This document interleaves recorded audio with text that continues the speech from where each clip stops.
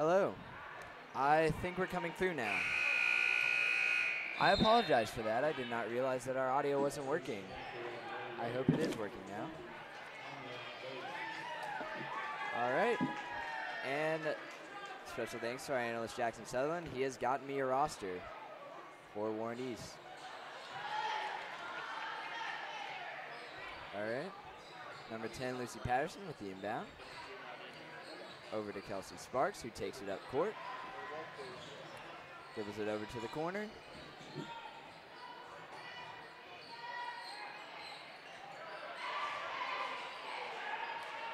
Caitlin Joyner posts up on Megan Ooney and scores. That is Warren East's first point of the game. It is now 4-2 in favor of your Lady Gators.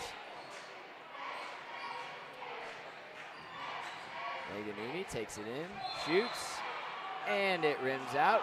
And they call a blocking foul, much to the disdain of the Warren East section.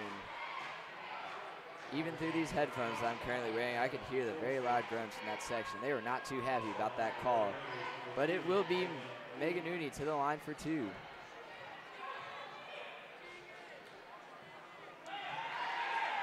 Foul there was on Caroline Forster. It'll be her first and her team's fourth.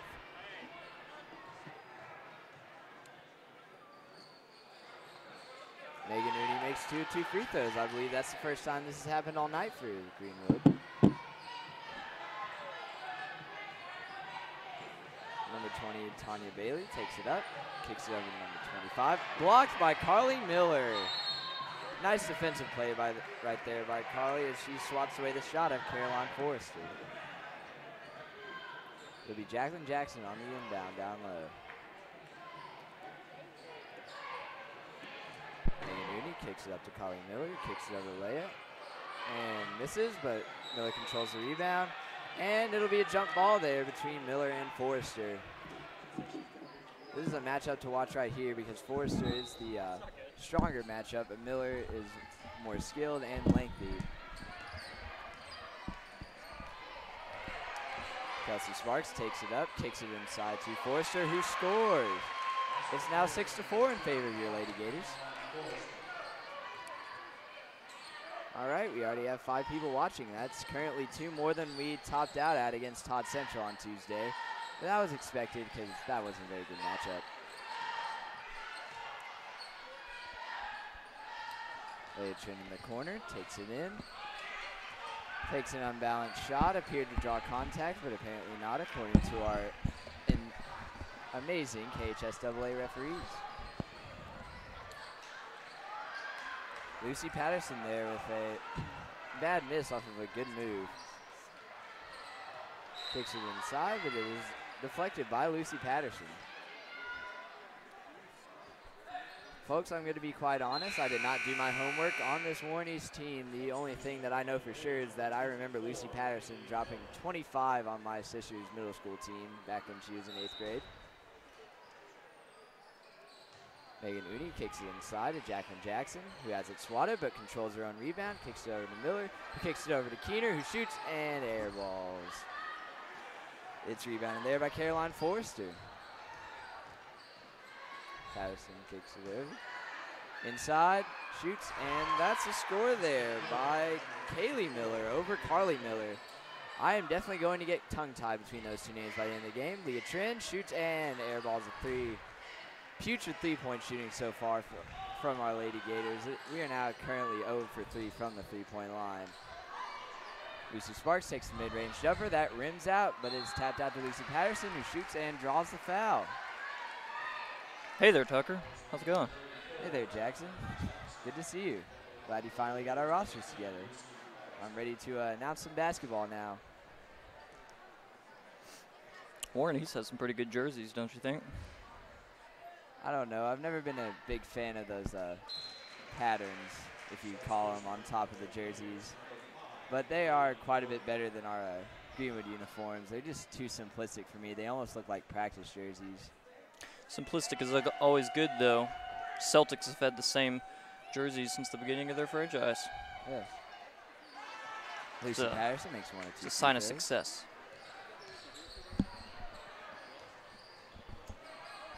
Haley Gordon takes a miss at the shot off front iron.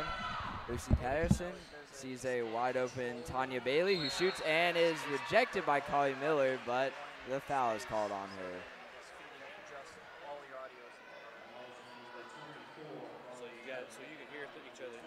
It'll be Tanya Bailey at the line for 2. That's just Carly Miller's first foul, and it will be her team's 5th, excuse me. First one clanks off back iron.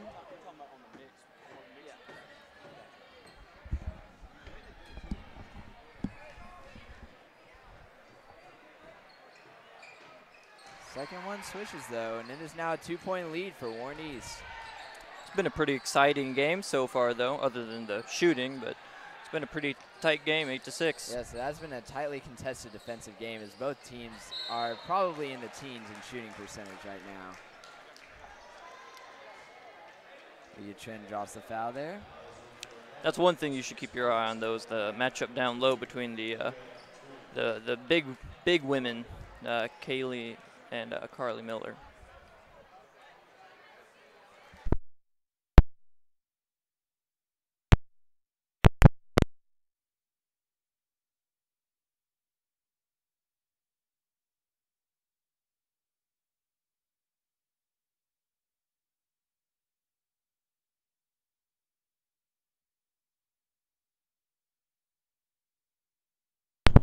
Hello?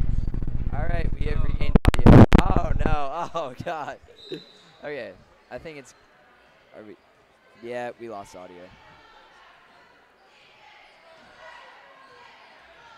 Hello? All right. I think we've regained audio now. I apologize for that. It is now 8-10 in favor of the visiting Lady Raiders. Rejected there, but rebound is controlled by Rachel Evans, I believe.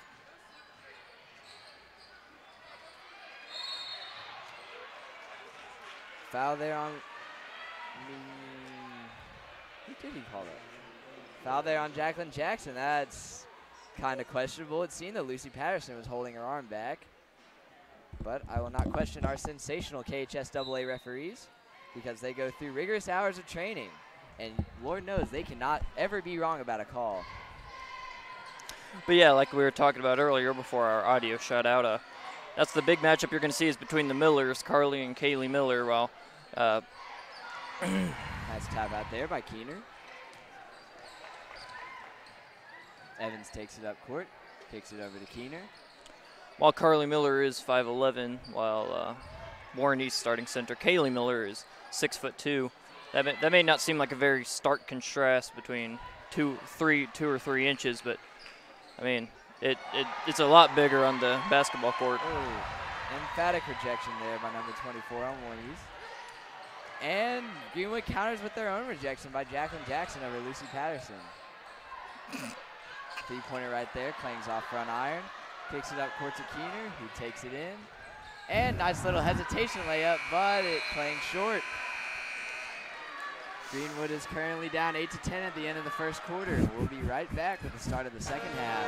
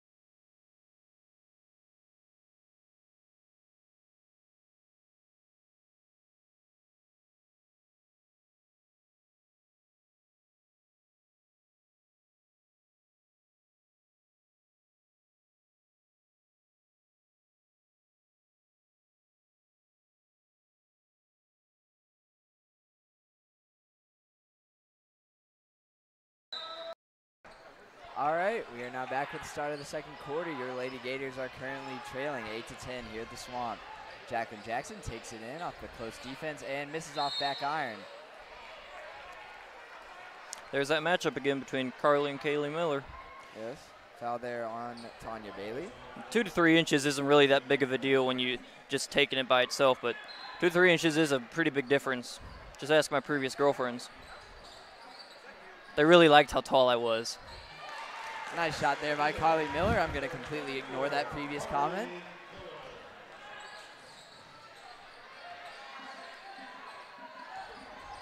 Miller versus Miller down low. Clangs off front iron and lost out of bounds. Nice defense there by Carly Miller to keep her hands up and not foul. While the shooting hasn't been very good for either team so far this game, I think it's been very, very, very close, and also just both teams are showing a lot of hustle and a lot of grit. Yes. Nice kick inside, but Nicole can't control it, but it's caught by Jacqueline Jackson, and she scores. Jacqueline Jackson has really exploded this season, showing herself as probably the best player on Greenwood's girls roster this season. She really has taken up the mantle of her older sister as the primary scorer on this roster, as her older sister is the current leader in all-time points scored at Greenwood. Nice basket there by Megan Rooney. It is now 14-10 in favor of your Lady Gators.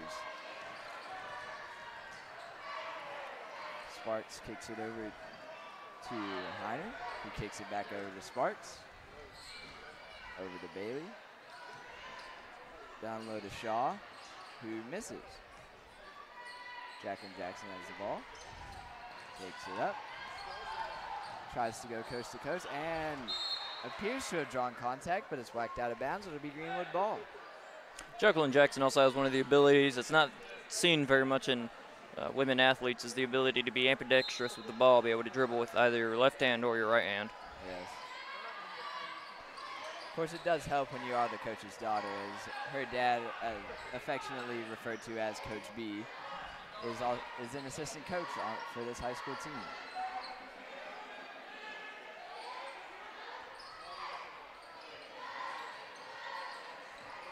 And Jackson pump fakes, thinks about a shot, kicks out to Uni. Jackson gets the ball back, inside to Miller, outside to Nicole, shoots, and off back iron. Bailey controls the rebound.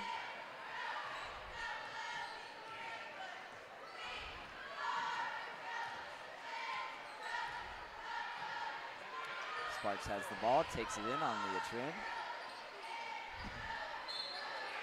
And good attempt by number 12, Haley Heimer, to draw the foul.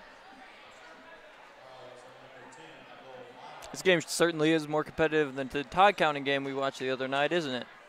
Yes, Todd Central did not appear to be competitive whatsoever. This is a much better game as far as competitiveness goes.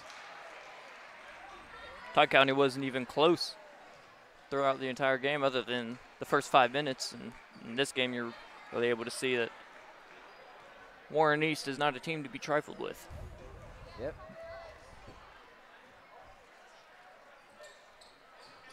Hiram misses her second and 2 free throws, but it's controlled by East, who gets the, points. It's now 14-13 in favor of your Lady Gators. Miscommunication there between Jackson and Trin. It'll be Warren East ball.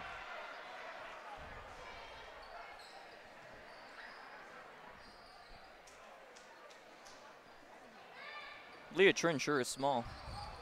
Well, she is only in 8th grade. But she finds ways to contribute on the court in ways not that her height can't really benefit with distributing, with playmaking, with hustle. And she is also a sensational shooter. She even played on the Drakes Creek Middle School team when she was in the 5th grade.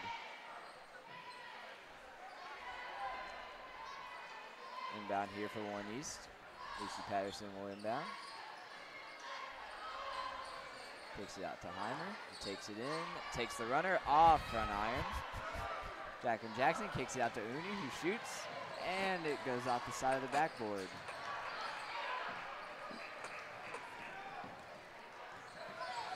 Heimer blows by Trin, takes the runner, and it's off the backboard. It is now 15-14 in favor of the visiting Lady Raiders. Great play right there. That was a nice little runner. Trin takes a shot, and it misses far. I prefer the term floater. It's either or. I say floater if they're moving slower, but runner if they're moving a little bit faster. Like me, I play the game a little bit slower, so whenever I shoot a floater. Chris Paul shoots floaters. Tony Parker shoots runners. Yes. Mooney in the corner, kicks it inside to Miller, outside to Trin, over to Keener, over to Jacqueline Jackson, who dribbles it inside, shoots, and scores through the contact. Caroline Forrester tried to fall backwards and draw a charge foul, but it was none to the liking of our sensational KHSAA referees. Tapped out by Miller, but controlled by East. Shot and missed there by Heimer. Jackson kicks it out to Uni, who shoots and scores on the layup. It's now 18-15 in favor of your Lady Raiders. Lady Raiders? Lady Gators, excuse me. Timeout there by Greenwood.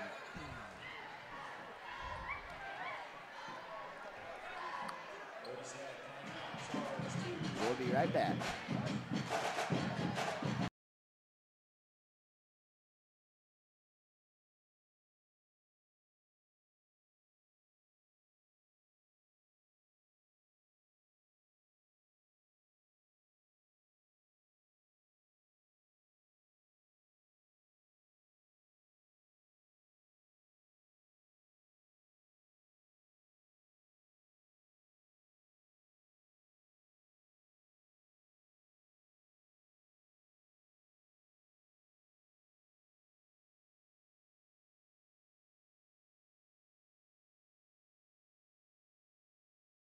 Actually, that's more than the Todd County game. All right, we are now back. Heimer takes a step back jumper and it clangs offside iron, but it is controlled by Warren East. Number 30, Olivia Price, hits the and one shot. So what's been most surprising to you this game, Tucker? I think this game has been pretty par for course. The only thing that's really surprised me is the putrid shooting by both teams. I know especially that Greenwood values a shot-heavy approach, and they have not taken that so far, as they're shooting in the low 20s right now.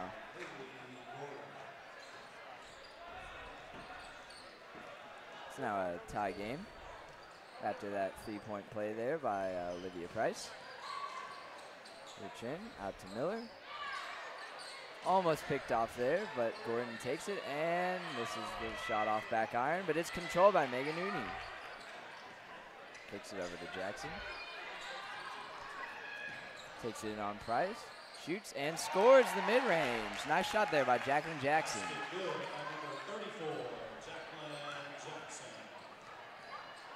Tanya Bailey takes it up court. Tries to kick it out to Olivia Price, but it's deflected out of bounds by Megan Uni. Substitution. Rachel Evans comes in for Megan Uni.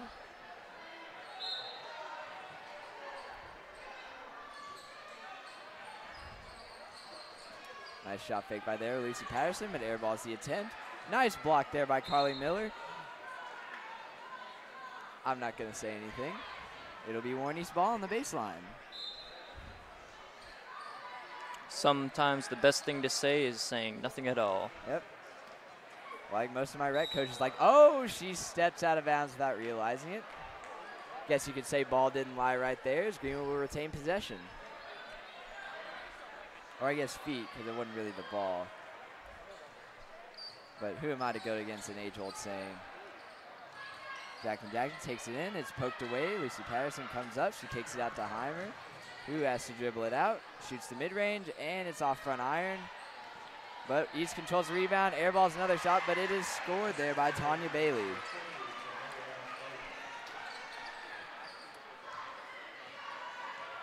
Excuse me, that is Tanea Bailey.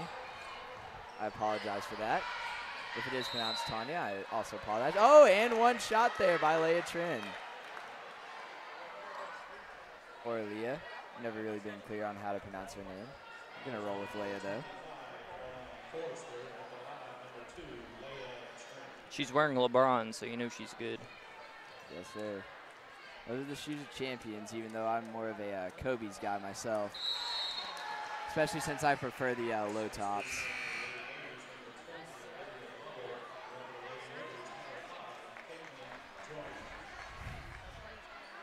You know, I love going for some Chuck Taylor high tops, though. I've never. What's happening over here? We'll be Sorry, right we back. were interrupted by an elf.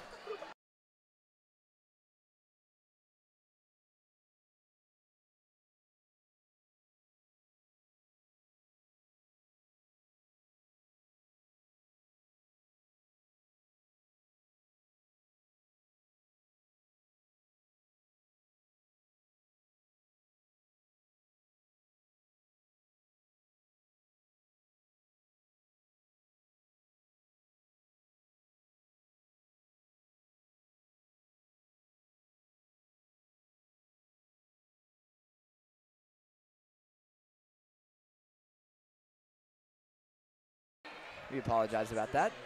We are now back. Your Greenwood Lady Gators are ahead 23-22 with 2 minutes remaining in the first half. Patterson inbounds it to Heimer.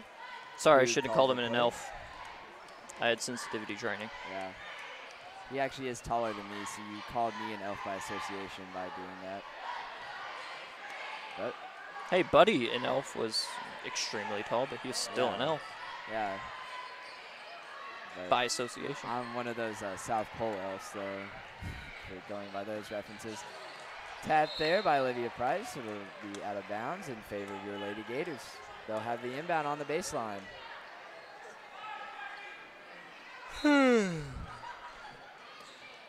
Don't get tired now, Jackson. We still have oh, nice shot there by Collie Miller. As I I was won't be saying, tired in the next game. I don't know. Greenwood did win pretty big in this matchup last year. So we might get a repeat at Todd County when we're discussing random stuff by the second half. Keener gets the ball in the corner but decides not to shoot. Close defense there by Tanea Bailey. And errant pass right there, and it'll be Warren East basketball. Patterson inbounds it to Bailey, who takes it up court.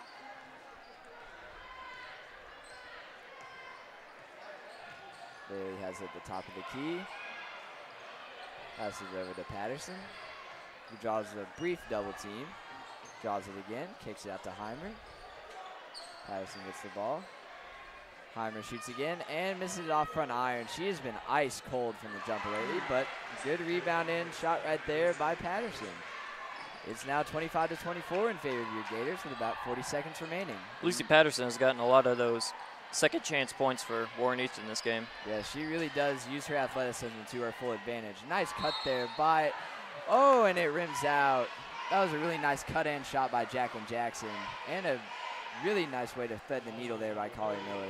Lucy Patterson also knows how to use that wingspan of hers, be able to get up and get those high up rebounds.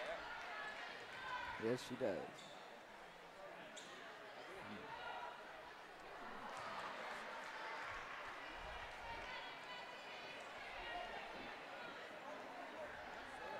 Jacqueline Jackson, this is her first of two, but she'll have another one. She shoots, and it rims out. Boy, this hit-or-miss free throw shooting really has crippled the Gators in the first half. They might be up double digits if they were able to convert. Bailey posts up and takes a bad shot. It'll be Greenwood ball with about 15 seconds remaining. They'll look to call up one play and get one shot. Jacqueline Jackson has been everywhere tonight. Oh, she really has. Leia Trin takes it in, shoots the floater and misses. Collie Miller takes it up and scores with a second remaining. And your Gators are ahead 27-24 now at the end of the first half. We'll be right back.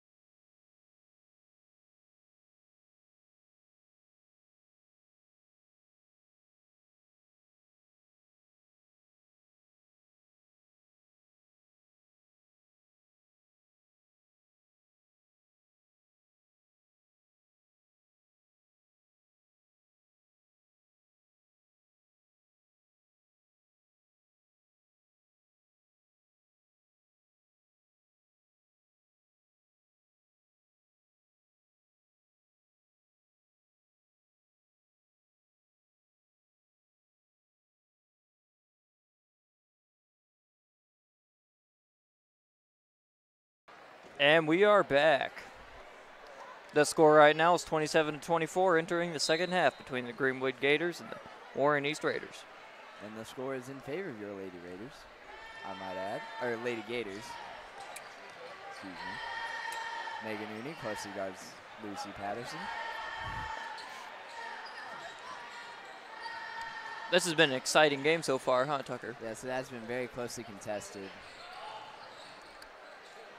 Although the shooting hasn't really been there for either team, it's still been enjoyable to watch. Yeah, it's been a good game so far by both team stars. Of Jacqueline Jackson and Lucy Patterson have both had sensational games, albeit not very efficient ones, but they still scored quite a bit. Jacqueline Jackson is definitely having the most efficient, Yes. if that be not efficient. Nicole takes a hard fall there, but she'll be going to the line for two.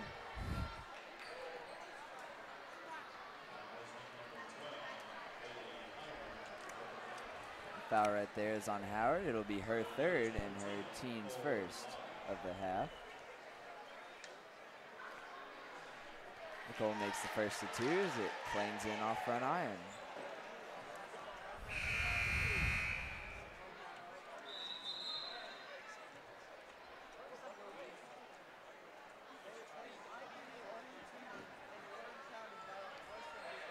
She'll now be taking her second free throw, and she drills it. It's now a 5-point lead for your Lady Gators.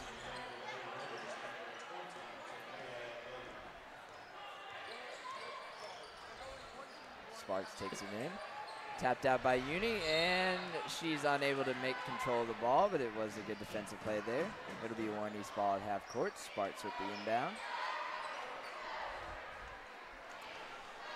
These Warren East jerseys really remind me of the 1970 Indiana Pacers jerseys when they were still in the ABA. That amazing spicy mustard yellow and the windshield wiper blue. I really enjoy it.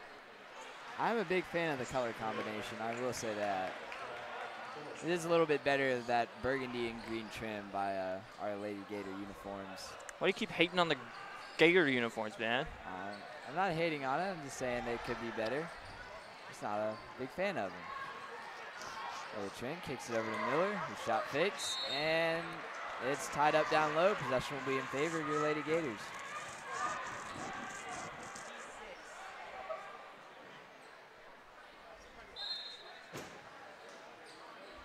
Uni kicks it into Miller, who shoots and scores. Nice pass and shot there between Uni and Miller. It's now 31-26 in favor of your Lady Gators. Patterson with a nice little cross-up dribble, takes it in, kicks it down low to Miller, who's guarded by Miller. And I don't know if I'm allowed to question foul calls, so I guess I won't. It's actually not Miller, that's Caroline Forrester. Kaylee Miller wears number 24 for the Heat Raiders. Probably how I got mixed up. They do have similar builds. Have similar builds, similar numbers, with Forrester wearing number 25 and Miller wearing number 24. And while our own Miller, Carly Miller, also wears number 24. So. Yes. And the similar play styles don't help. Rebound there, controlled by Nicole. She picks up her dribble, kicks it over to Trin. Nice screen there with Jacqueline Jackson, and Trin trips. Bit of a tongue twister. Sparks runs to the fast break, takes the jump stop, and misses. That was a Mike Conley-esque jump shot, except for the fact that she didn't make it. Usually Mike Conley will make those. Wide open shot here by Nicole, and she drills it. One of the few good shots we've seen this game by Nicole Kalam. Yes, Kalam? I don't know how to pronounce that name. She's been my sister's teammate for at least 4 years, and I still have no clue how to pronounce her last name. But that was a good shot nonetheless, one of the few we've seen this game. I believe it is our first lead. Oh, my goodness. I'm not going to question this because I am completely sure that our people up at KHSAA ensure that we get our finest referees for these games, and I'm sure that they can never have a call wrong, ever.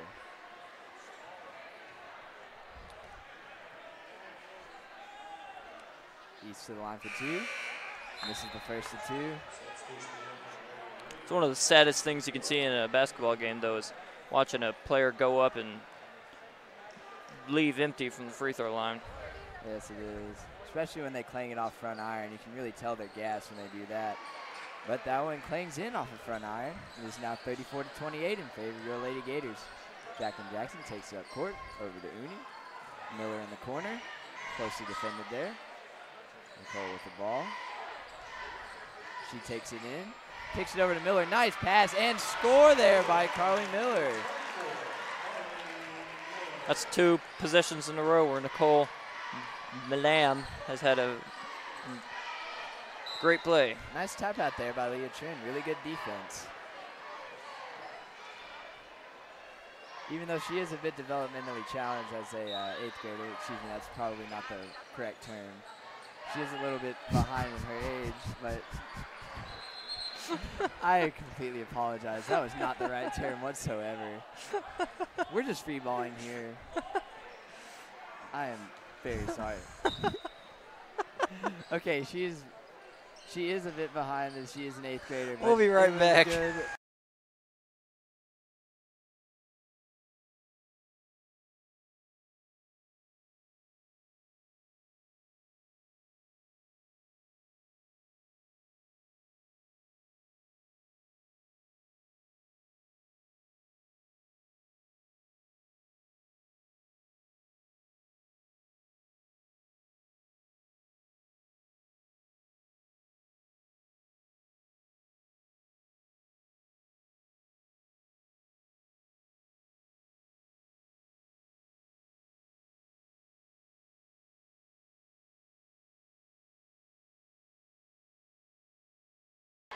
All right, we are back. I apologize for that. It is now Greenwood ball. They're currently ahead, 38-30. One thing we've seen is the main ball handlers have been Trin or Jacqueline Jackson, but predominantly Trin. I'd like to see the ball ran more through Jacqueline Jackson, so she's able to take over the game like we know she can. Oh, nice block there by Nicole Milam. Milam or Milam? Or Milam? I'll roll with Milam. That's what the overhead announcer has been saying. Milam, all right. We should get pronunciation guides like the big-time announcers do, but I don't think we're that big-time yet. You don't get those. We're big-time in our hearts. Oh, tapped out there. Ooh, another good play by Nicole Milam. Good pass there. Leah Trin takes a step back, and it is poked loose, but Jacqueline Jackson retains possession, shoots, and it rims out. That shot was halfway down. That's one of those shots that would count if you were playing in the shooting arcade. Another good play by Nicole Milam to recover the ball after the shot. Yes, she really has been impacting the game with her athleticism, which has been a stalwart of her game ever since she was a middle schooler.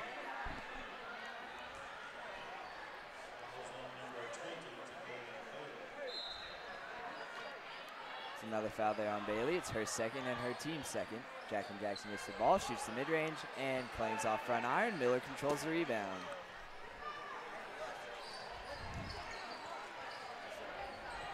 Sparks in the corner with the ball, closely contested there by Trin.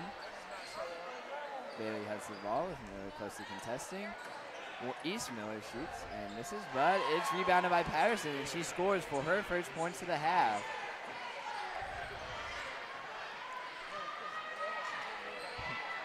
After that great first pass by Lucy Patterson, you can tell Greenwood's been making her emphasis on defense, being able to cover her. Yeah, she's definitely. Leah Trin loses the ball out of bounds there, but it was off an East player, apparently. But I won't question it, as that call went in our favor. And you know what they say, don't look a gift horse in the mouth. Tapped that there by Lucy Patterson. It'll still be Greenwood ball down low. Score is 38-32 with 3 minutes left in the third quarter. In favor of your home team, the Lady Gators. Mooney kicks it out, and it's deflected by Lucy Patterson. That's 2 straight plays off of the inbound where Patterson has knocked it out of bounds. Really good defense by her. Megan Noon inbounding, passes it to Trin. And called out of bounds. No, it was a timeout there by Greenwood.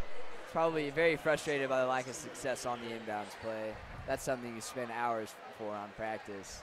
As we head in this timeout, your Lady Gators are ahead 38-32 with 3:02 remaining in the third quarter, as our cameraman Eli so greatly exemplified. We'll be right back.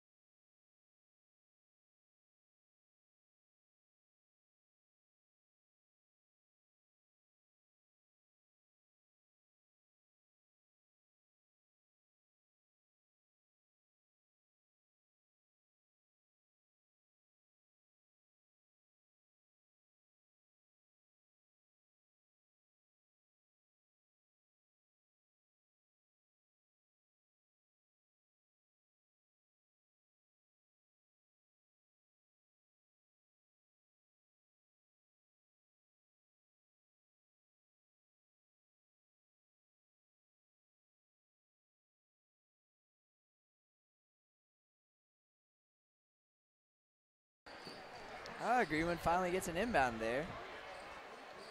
Greenwood's coach must have finally drawn a good inbounds play. And he has the ball over the trim. And he gets the ball, kicks it into Jacqueline Jackson, who takes the fadeaway jumper and drills it. She's been doing really, really well in the mid-range game this time around. Yeah, she has been one of the few players that's been able to find somewhat consistent success from the jump shot, as most of our points have been scored down low in the paint. Which you'd think this would be the type of game that East would dominate with their two big forwards down low. Nice defense there by Carly Miller to force the bad miss there by number 25, Caroline Forrester.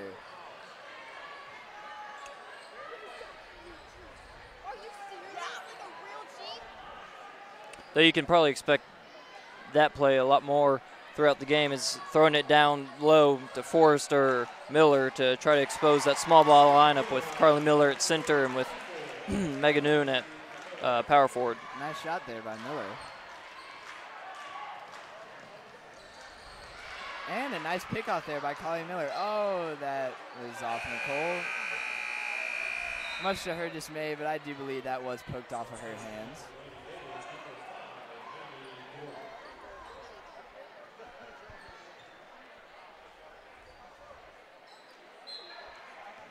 It'll be Warren East ball here on the baseline. Patterson with the inbound.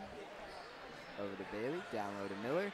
And fouled there by Megan Noon. I thought she didn't get ball, but I wasn't going to question if they didn't blow the whistle, but they did. So it'll be Miller at the line for two. That is Warren East Miller, of course, Kaylee Miller.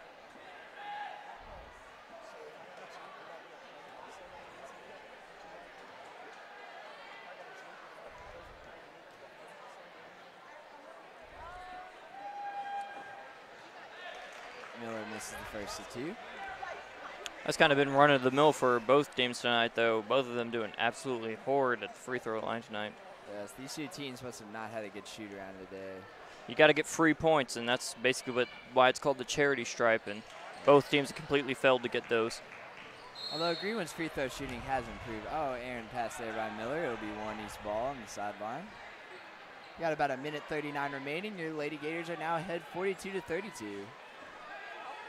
There have been multiple plays like that tonight with Greenwood throwing away the ball or making ill-advised passes. And I'm sure if they get those under wraps and are able to control the ball better and be more calm and collected, then they should run away with this game. We're already a 10-point lead with 42-32.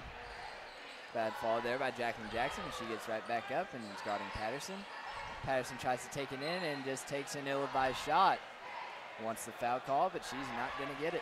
It'll be Greenwood ball on the baseline. It's probably the best matchup we've seen tonight, though, is between Lucy Patterson and Jacqueline Jackson, both of them being able to make great impacts on both sides of the court. Yes. Jackson has been playing much better basketball in the second half than her counterpart, Patterson. But she misses the mid-range right there. That has to be the first of the quarter, according to my recollection. As I have stated in earlier games, our position of stats is still open.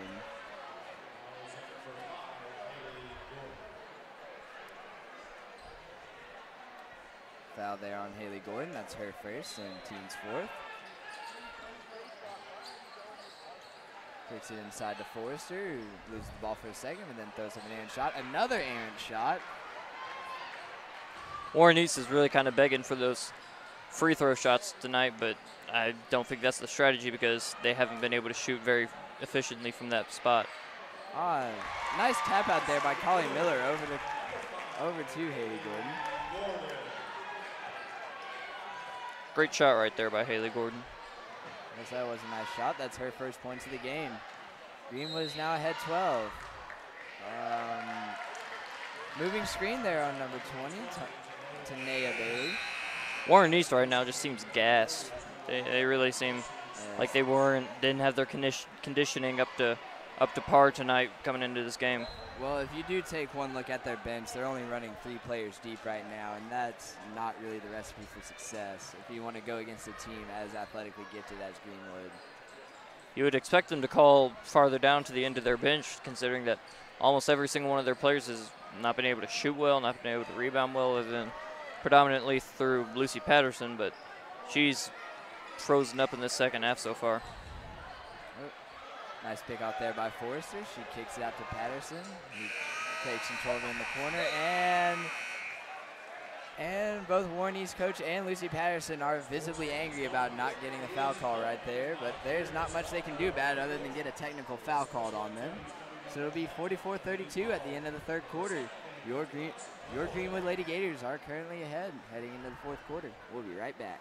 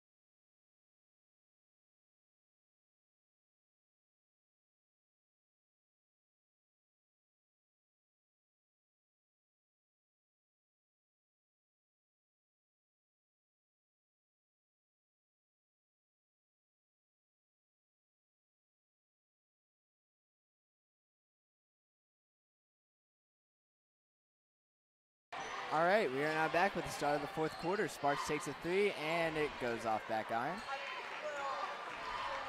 Uni out to Nicole. Oh, Nicole falls over. Aaron passed there to Uni. She'll pick up the ball. It got tipped. Much to the dismay of the Warren East section, and I would have to say I'd agree with them, except I don't because that call went in our favor.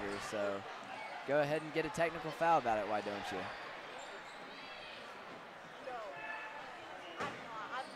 Jacqueline Jackson there, closely contested by Olivia Price.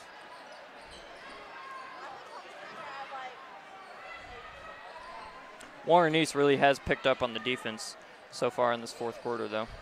Yes, they have. They are applying pressure, trying to speed this game up and get more possessions. Jacqueline Jackson, close defensive end on Price. Uni draws out the defense from Miller. Miller gets the ball up top. Cole Mackin is able to get by her defender, shoot, and it clangs off side iron, but she'll be going to the line for two. And Cole Milan has been one of the only players to really be able to be efficient from the free throw line this game. Yes. Foul there on Miller. It's her first and team's fourth.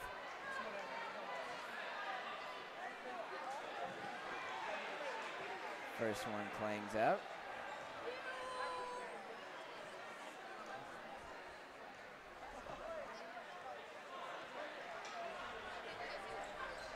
And second one goes in. It's now a 13-point lead for your Lady Gators.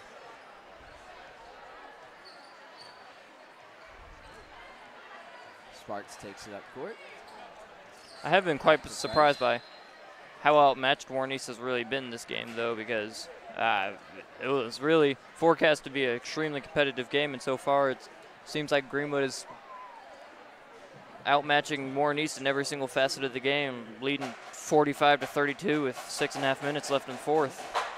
And the band starting playing is our cue to mute it for a little bit, so we'll be right back.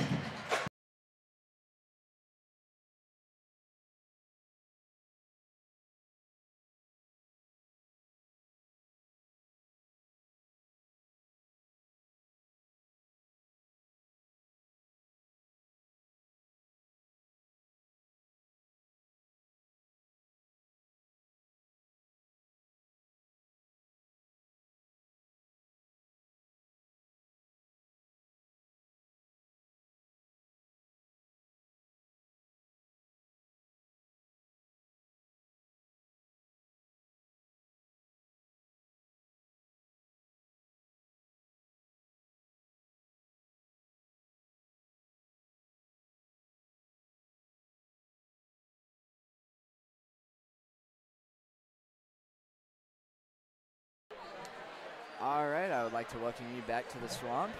Your Greenwood Lady Gators are currently ahead 45-32 with 6:30 remaining. Sparks takes it across the timeline. Greenwood appears completely content with playing off ball and trying to slow down the offense. Miller on Miller right there, out to Price, who shoots and makes the foul, makes the shot through heavy contact there from Jacqueline Jackson. That was a great shot right there. Yes, that was a good shot there by Price. That is now Jacqueline Jackson's fourth. You'd have to think that is a priority of East to foul her out, as that will probably be their only way of stopping her. And lane violation there on Warren East. That's one thing that you're probably going to be able to expect a lot from Warren East, though, is feeding it into the paint when it comes down to crunch time, because their shooters really have been not a factor in this game, maybe even hurting them. But I think that once it gets down later into the game, Forrester and Miller are really going to be where the points come from for Warren East. Yep. Miller controls the rebound, but misses it. It gets tapped out of bounds by Uni. It'll be Warren East ball with 6:01 remaining. Carla Miller seems really rushed right now. She just kind of needs to realize we have the lead, just calm down and get the rebound, set, pass it to a teammate, and then think about the score, not automatically throw it back up. With 6 minutes left, you don't really want to go into conservative mode just yet, because you don't want your offense to completely stall.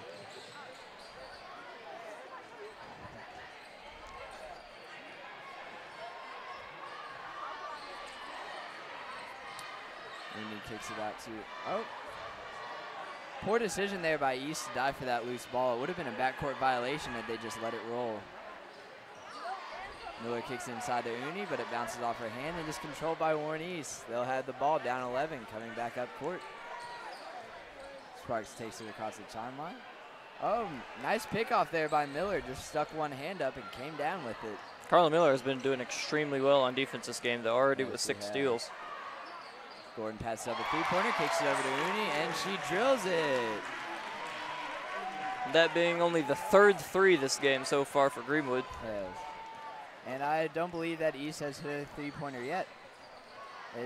Your Gators are now ahead 48-34. Miller takes it in with a close defense from Uni and misses terribly. Very good low post defense there by Greenwood to force these Warren East shots. has attempted multiple threes, but hasn't made a single one yet so far in this game. Oh, shoot that. Oh, whoops. Rebound there is tied up. It'll be going to your Lady Gators with 4:33 remaining. Your Lady Gators are up 48-34 here at the Swamp. And following this game, we will have homecoming on with our with Ben Scott, Baxter Fee, and who for the senior class? Luke Baker as well as Ashir Ahmed. Who's your front runner for that? I will have to say, if I would have actually bothered to vote for him, I'd say Ben Scott, but I forgot to because I didn't realize there was a 1 o'clock voting deadline yesterday. But I would say he is the front runner right now. Good rebound by Carly Miller. I would have to agree that Ben Scott is probably my front runner for homecoming king. Has had a great 4 years here at Greenwood, and Yes, he just a has. stand-up guy. Yes, he really is a great person as well as a good athlete, as he played Greenwood football for 3 years. But decided it was time to call it quits his senior year. Sparks takes it in and misses the layup off of somewhat lax defense there from Jacqueline Jackson, who probably just wanted to avoid her 5th foul. I like to call that one the Brandon Knight. I would like to take heavily offense to that, as I am a Kentucky fan and a very harsh Brandon Knight stan.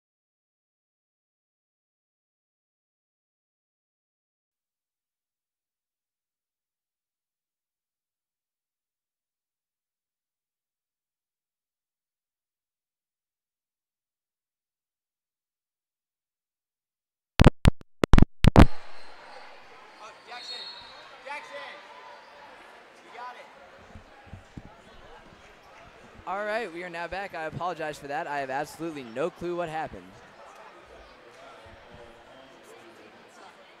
Oh, we have a technical foul now.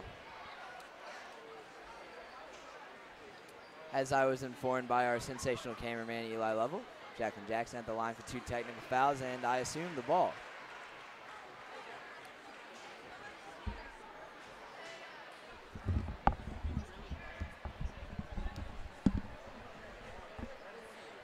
Sorry, after all, we are filming this in a high school gymnasium, so. Yep, we got to worry about everything from band kids to just inattentive parents tripping over our wires.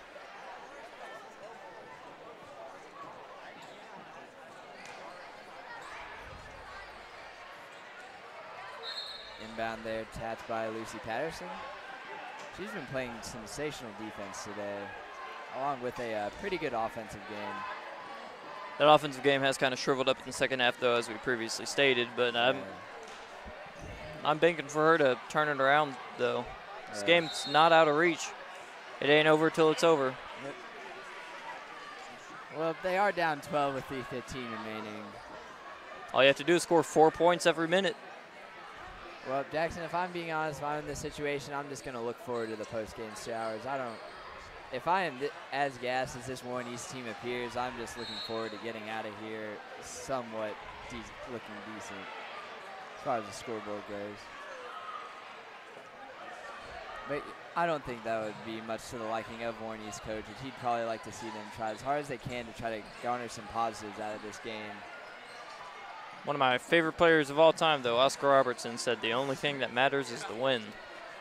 Oh, no. Carly Miller misses a wide-open layup, but makes a contested one. You have to wonder if she just overthought that first shot and then just took the second shot without thinking. It's typically what happens to most players. Lucy Patterson takes a missed three-pointer. Rebound controlled by Miller. Back over to Patterson. Over to Sparks in the corner. Dribbles it in. Shoots. And rejected. I believe that was deflected. Reflected? Said deflected. Leah Trin shoots the mid-range, and it clings off back iron. Forrester controls the rebound. And I think at this point of the game, you could probably call it wraps. It's only about 2 minutes left. Moore needs to shot themselves out of this game with a 14-point deficit. Yep. They say it ain't over till the fat lady's singing, and I believe she's warming up right now.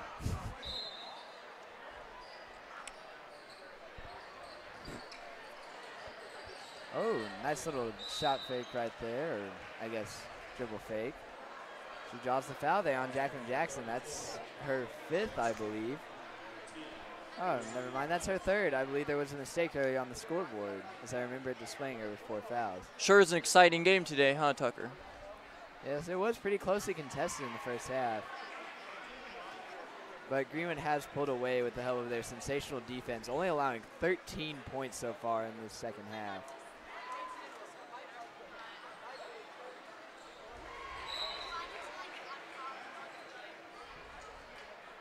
Timeout here by Warren East with 2:11 remaining. Your Lady Gators are ahead, 52-38 with 2:11 remaining. We'll be right back with the conclusion of this game.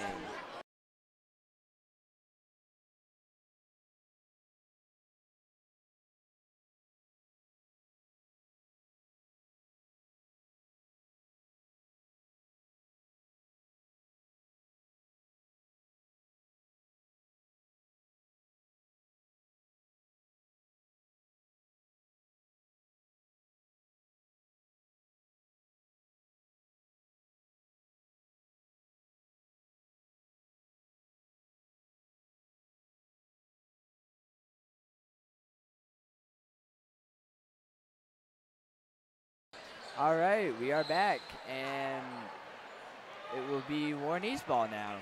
Greenwood appears to have lost it out of bounds. Lucy Patterson will be the inbounder. Turnovers have really been a point of emphasis for Greenwood today. Yes, I'm sure Greenwood's coach will be tearing the paint off the walls in his post-game speech about turnovers. And poor feet work there by Lucy Patterson. It will be Greenwood ball now on the sideline. Forward pass there by Megan Mooney, who kicks it down. Jacqueline Jackson airballs the. That's one of the most uncommon things you'll see is a Jacqueline Jackson airball. airball. Has a wide open layup, and it finally goes in. That's seemingly the first time someone's made a wide open layup in this game, as most of them has been contested and the others have just been missed. It's now just a 10-point game. And a charge. A charge foul right there. Warren East is trying their best to make this game interesting in the final minute 48, which I sure do hope so, because I am kind of bored with this second half, if I do say so myself.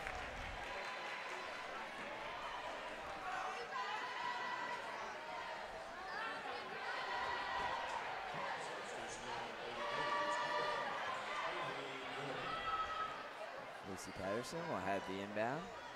Seems to be having exchanging pleasantries with the referee, this time smiling. She was yelling at that same exact one earlier. For a valid reason, I may add, though. Screen there on Haley Gordon. Lucy Patterson takes the mid-range and clangs it off back iron. Although it will be out of bounds off Megan Ooney. There's another turnover by Greenwood.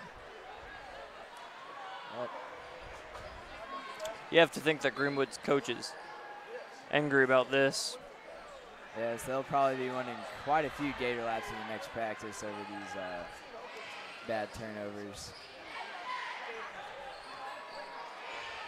And I'm sure every Greenwood student has very bad memories about those gator laps.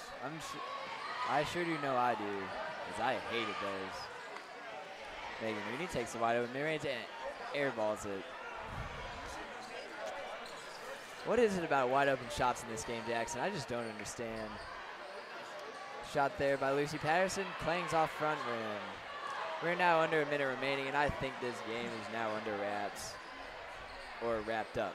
Great showing by Carly Miller tonight, though. She was a hound at the boards, on defense, on offense. She was everywhere tonight. Yes, she was.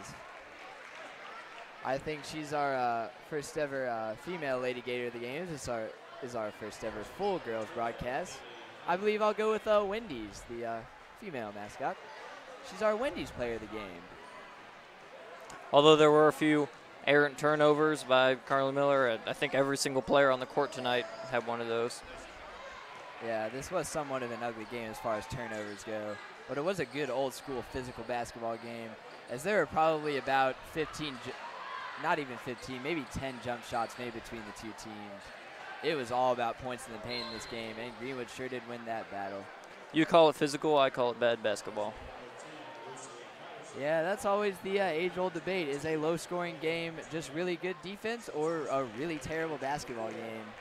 I think it was a little bit of both in this game, as there were some bad offense or good defense, or good offense and bad defense. I think it was just below-average offense and pretty good defense. Honest Blewett coming in for Carly Miller. This is her first minutes in this game. Blewett is only a sophomore, though, which does explain for her lack of playing time so far. Carly Miller exits the game with 7 steals tonight to lead the entire game, obviously, because that's an insane amount of steals to have in a game. Yes, that's almost Ashton Hagen-esque, how many steals she has. As many of our UK fans in the audience will remember that he recorded 8 steals against North Carolina. And that's our cue to mute.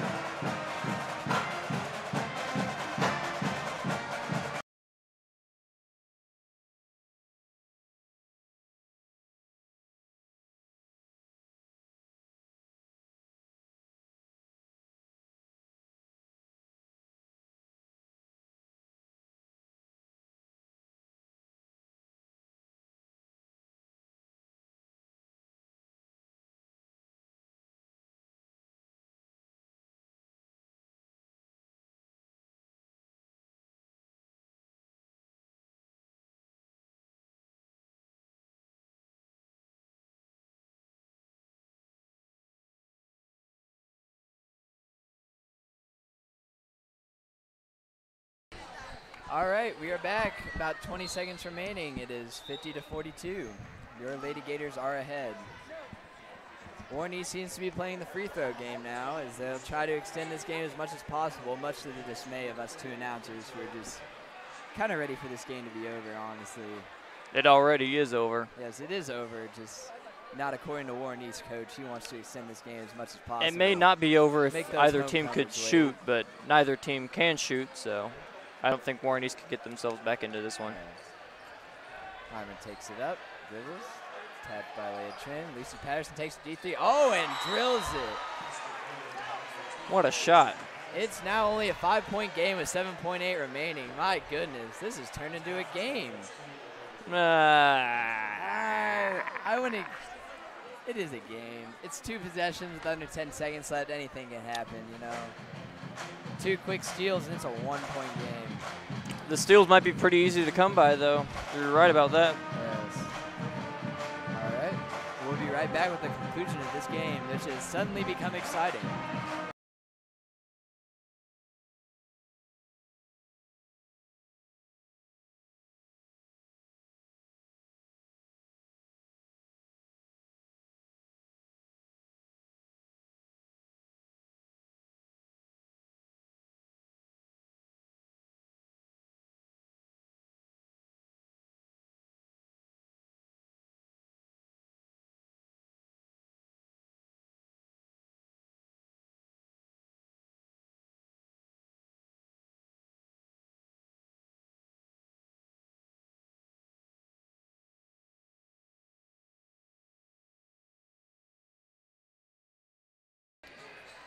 It'll be Greenwood ball now, and they are fouled again with 5.9 remaining.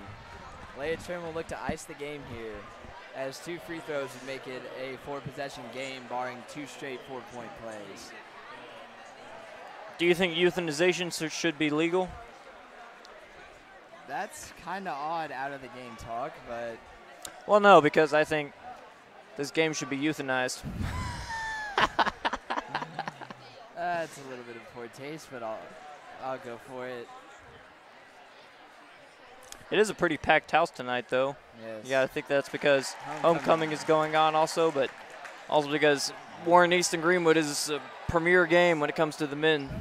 And Patterson airballs the final shot, and your Gators win, 51-45. We would like to thank you all for tuning in, and we will encourage you to stay watching as homecoming court begins, as well as the boys game. We'll be right back.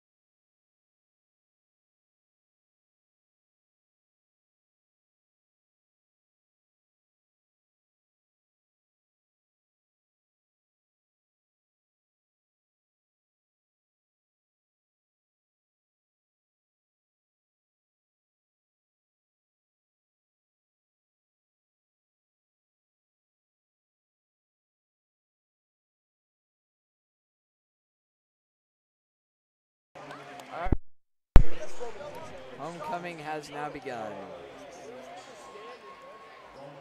I have just now been told that I'm supposed to commentate on this.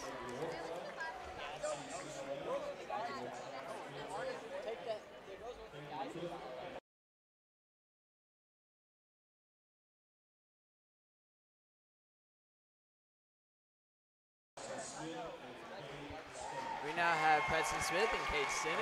Cade Sinnott, of course, the basketball player, which is why he's currently in his warm-ups and not a suit.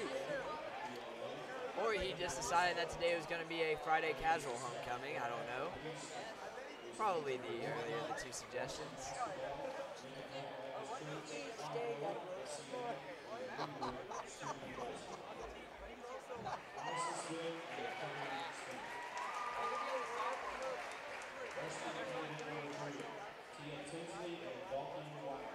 We now have Tia Tinsley and Dalton.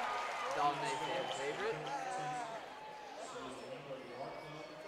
Dalton, of course, a player/team manager on the Greenwood High School basketball team.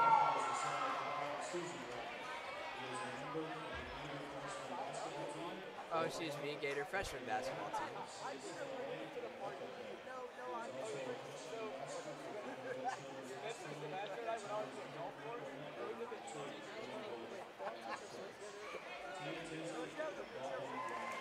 Next up, we have two coaches' kids. There's Noah Stansberry, the son of current WKU coach Rick Stansberry, and Katie Howard is the daughter of Coach Howard.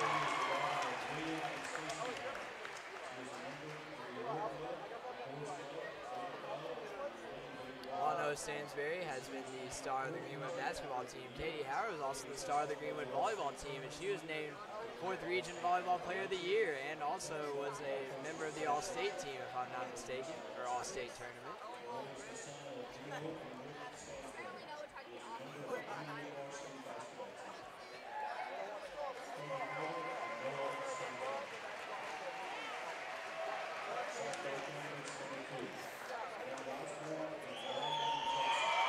Next up, we have Brandon Jackson and Osborne. Not too many talking points about these two.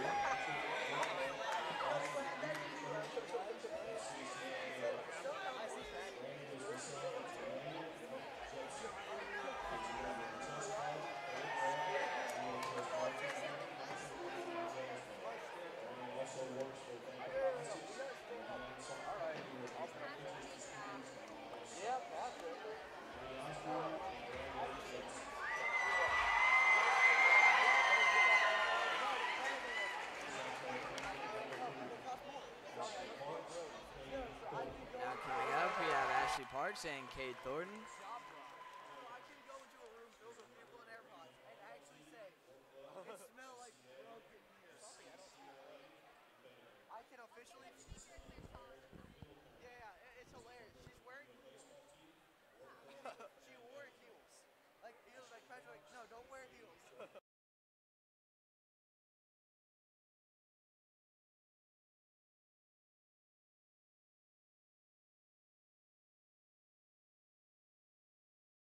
Now we have Luke Shorts and Amaya Salvador.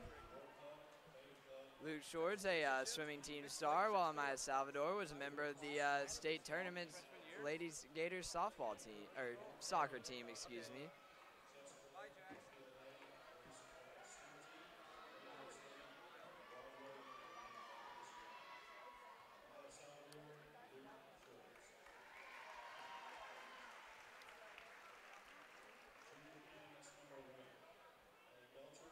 Next up, we have Ellie Belcher and Griffin Plum.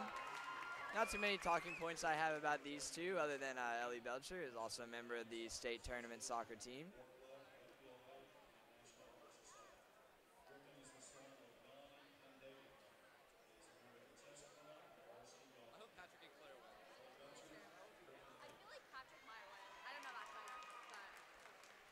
All right, now next up, we have Patrick Haycraft and Claire Butler.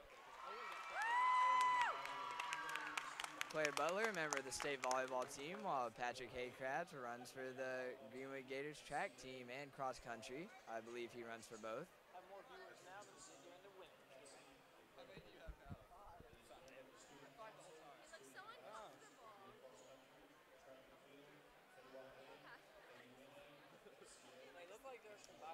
Patrick Haycraft is also involved in quite a few clubs, as this announcer is currently exemplified, as he listed off at least 6 clubs, as he is a KYA and CUNA officer.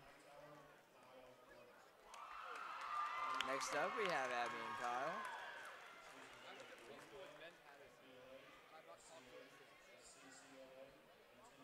Not too many talking points about these few either. I apologize to our viewers. We got 5 people watching though, so. Oh well. Is that where you volunteered for Foundry? Is that where you volunteered for Foundry? Yeah. Because that's what he just listed as one of his, like, Me and her volunteered. Next up, we have Ben Patterson and Savannah Stinnett. Ben Patterson, a member of the boys soccer team, while Savannah Stinnett was a member of the state tournament girls volleyball team. Savannah Stinnett is also the older sister of Cade Stinnett, as we now have 2 siblings on homecoming court. but, like, Griffin's not tall. Next to Griffin. Yeah, he's short. He's short. Patrick Hayes. He's like short, but his personality makes him cool.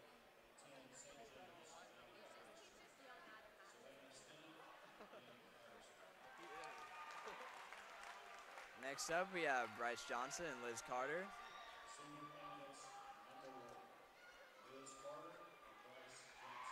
Bryce Johnson, a member of the boys basketball team, but suffered a season and high school career-ending injury. Liz Carter, of course, a member of the state tournament soccer team.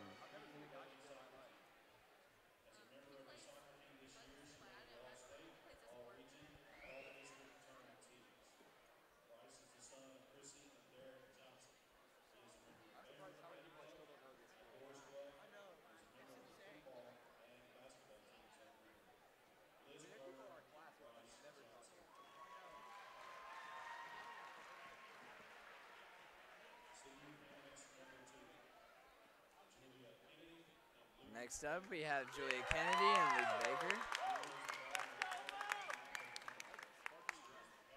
Not too many talking points on these either.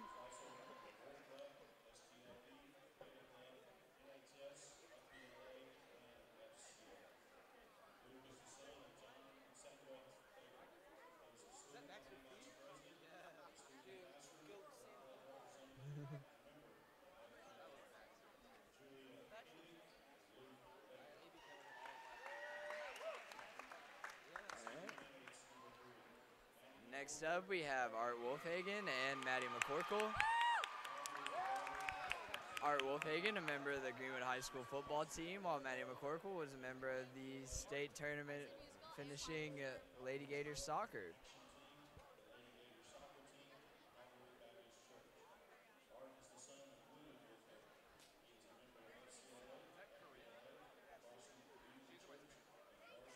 How did Corinne make homecoming? She drinks more alcohol than they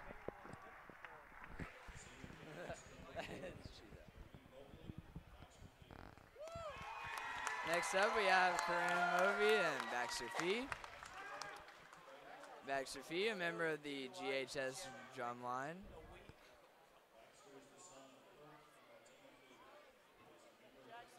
Why you gotta stay clowning? What?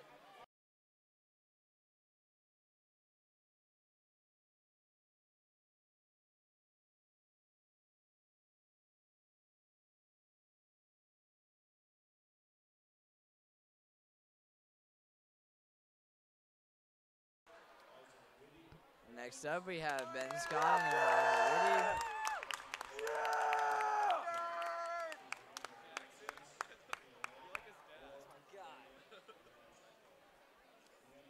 Ben's my dad. All right. Let's get that straight. I don't have too many talking points left, so I'm just going to stand here awkwardly as we move on, and I'll just list the names when necessary.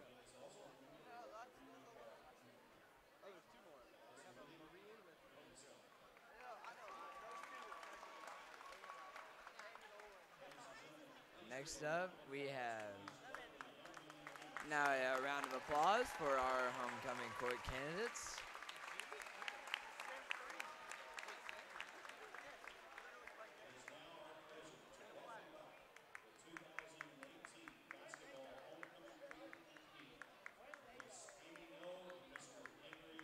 And now walking up, we tonight's winners, Amy No and Henry Pepper.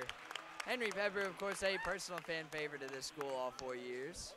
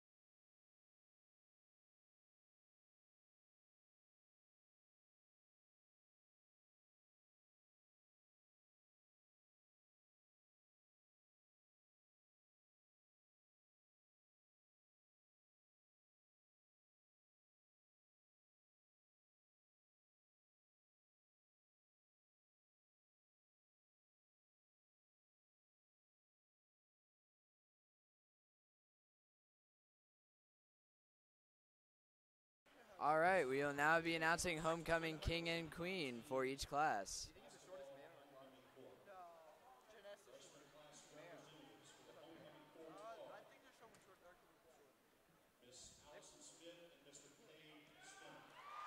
Cade Sinnott and Allison Smith win freshman homecoming king and queen.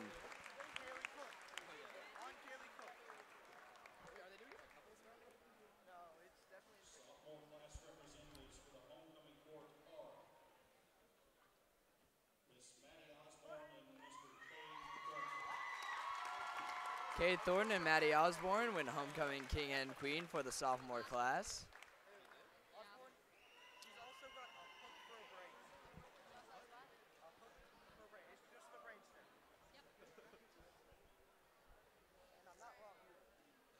Martine, shut up and move.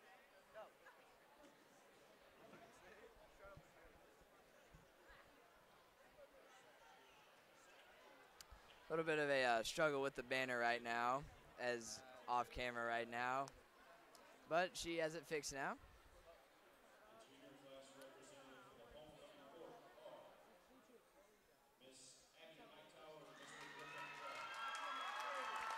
Abby Hightower and Griffin Klum win junior homecoming king and queen.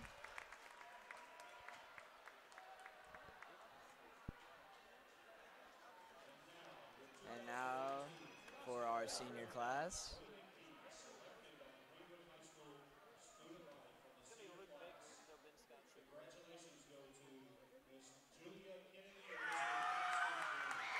Baxter Fee and Julia Kennedy win Greenwood High School homecoming king and queen. I would have to say, if I did want to vote, I would have voted for Baxter Fee. I was in Future City with him and Connor Sheehan. All right. With the end of homecoming, I will now take a break for about 20 minutes, and then we'll be back for tip-off for the boys' game between your Greenwood Gators and the visiting Warren East Raiders here at the Swamp. Greenwood Drumline is very happy about Baxter winning. All right. We'll see y'all in just a bit with the start of the Greenwood boys game.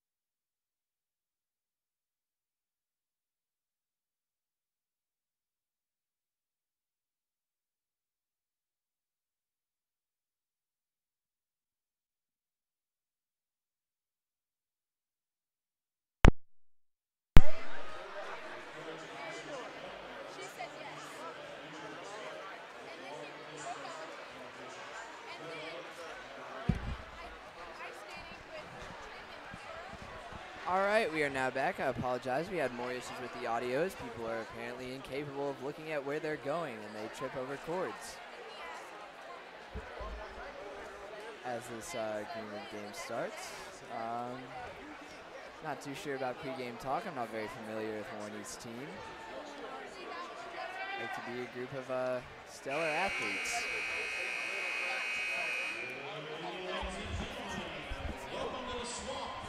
All right. I'm sure we can talk over it. Ready? All right. So as we go live, Jackson, anything jump out to you on this roster sheet? I just think that Warren East is a very well-rounded team. They don't have very many flaws. I mean, and they're also an extremely solid defensive team. I think that's going to come back around to bite Greenwood in the butt because Greenwood heavily relies on their offense being able to shoot the other team out of the gym. But if Warren East is able to limit that, then I think that they'll be able to control this game. But hopefully not. Hopefully Greenwood's able to take over like they have in recent games. But Warren East is a stout opponent, one that we can't just go out there and roll the ball around. Yep. One thing of note, though, Warren East's tallest player is 6'3", but they have two players at 6'3", both Ryan Carter and Seth Blaine, respectively.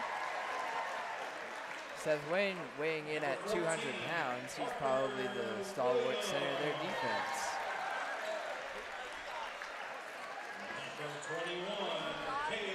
So what Greenwood player are you expecting to have a good game? Maybe a surprise game, maybe a player who's been consistently playing great, but who do you think is going to surprise you in this game? I think this may be the kind of game that Isaac Stansberry could really go off if he can play to his usual strengths on the catch and shoot game. I think that Warren East will look to pack it in against the clearly taller team in Greenwood, and that will open up a whole lot of shots for Isaac Stansberry. So I think he may end up going off in this game. Both the Stansberry brothers, Noah and Isaac, are both in the starting lineup for only the second time this entire basketball season. Tip-off goes out of bounds, and it will be Greenwood ball off the tip-off. I really expect Cade Stinnett to be able to control most of the ball handling for this game. They got small ball lineup. Once again, they've been running that in the past few games. Ran it against Todd County. It worked to perfection. They have Cade Stinnett, Parker Williams, Noah Stansberry, Isaac Stansberry, and Ben Carroll in the starting five.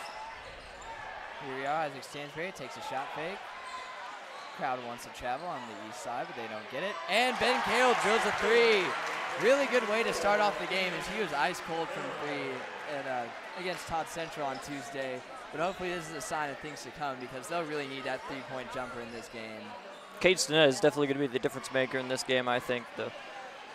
Even though he's pretty small, he's an extremely, extremely physical guard and gives full effort on both sides of the ball. Thomas Maxey with the ball at the top of the key. Widely known fact, he's also the star running back for Warren East, one of the members of the first team all-offense in the 4th region. That's a foul on Bryson Wallace. And Adante Barber will be inbounding the ball. Caught there by Caleb Matlock. Over to Maxey. Over to Barber. Takes it in. Over to Maxey. Kicks it over to Matlock in the corner. Who rims out the three, but gets his own board. Goes up and misses the shot, but it's controlled there by number 41, who misses the shot, and it's Ryden Carter. And Greenwood seems to be struggling rebounding the ball so far. I'm not quite sure they had possession, but I'm not going to question that. And that was a timeout called by Thomas Maxey there.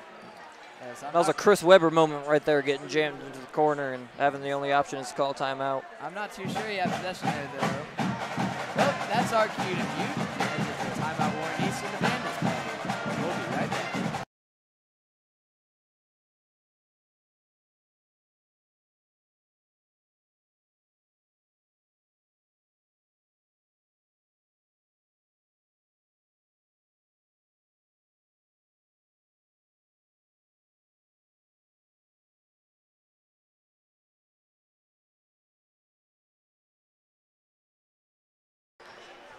This is an extremely ambitious game plan, though, having Isaac Stansberry starting at power forward right alongside Ben Carroll in the front court. Yes, but Coach Pells does enjoy playing a small ball branded basketball, even though he does have the height advantage in this game. And he might want to look to use it, as Greenwood has been struggling on rebounds so far. Shooting foul on Ben Carroll, his first and team second. That's one thing you do not want to happen, is Ben Carroll getting into foul trouble. It'll be Ryan Carter taking free throws. And he makes the first.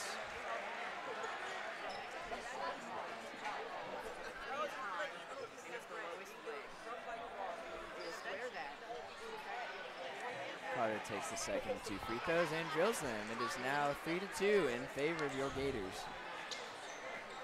No, where's my Coke? Oh. I apologize about that. Coca-Cola. That was our mid-game sponsorship, apparently. That actually wasn't. That's just Jackson looking for his Coke, but I'm just going to roll with it. Ben Carroll at the top of the key draws the foul there on Ryan Carter.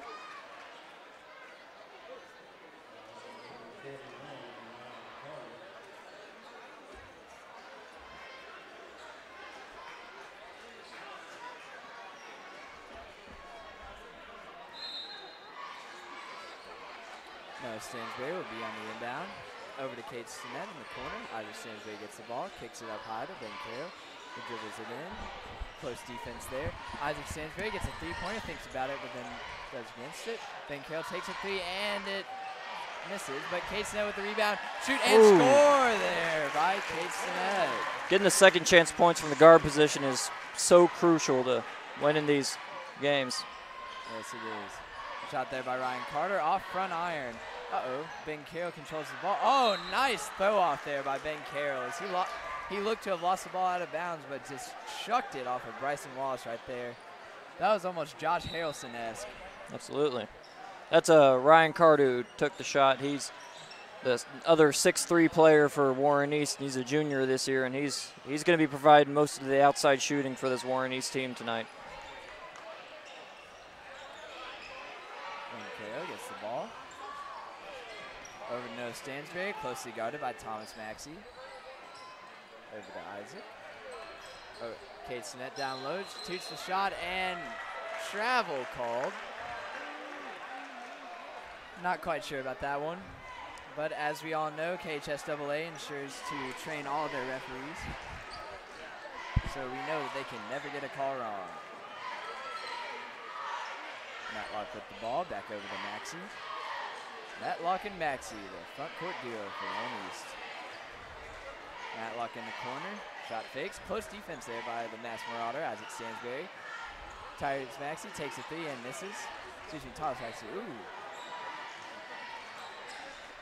One thing to take note of in this game, though, is that Payday Peyton Loggins is going to be inactive for this whole game tonight. That might be one of the key reasons that Isaac Stansberry is starting at the number 4 for this Greenwood team, but that might be something to keep your eye on to see where that hole that Peyton Loggins will leave for this Greenwood team. Nice layup there by Parker Williams. Did we ever establish a nickname for Parker Williams in our previous game? I don't think so. You want to roll with P-Will off of the famous 6-man Lou Will of the Los Angeles Clippers. Ben Carroll loses the ball out of bounds. And now checking in for Isaac Stansberry, Jack Roberts, who is coming in off of injury.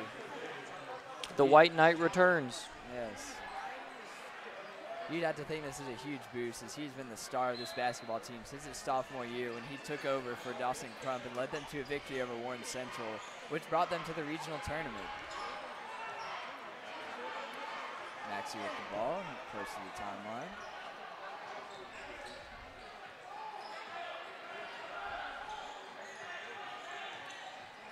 Matlock up top, over to Barber, who takes and rims out of 3. But Wallace comes down with the ball and shooting foul. All right. Shooting foul on Kate Stinnett. His first, team's third. Yep. Actually, no, they credited that to Jack Roberts, even though he was 2 feet away from the play. Yep. But yeah, we talked about that in the last game, and with Todd County. Jack Roberts' first game back was against Todd County. He seemed a little jittery. He seemed to be pushing plays too much and forcing the ball. But if he's able to be calm, if he's able to be collected and not force his shots, then he definitely will contribute for this Greenwood team tonight, and maybe even be the decider for who comes out on top. Yes, hopefully that game against Todd Central was just used as a get-back game for him. Hopefully he can be on his game now.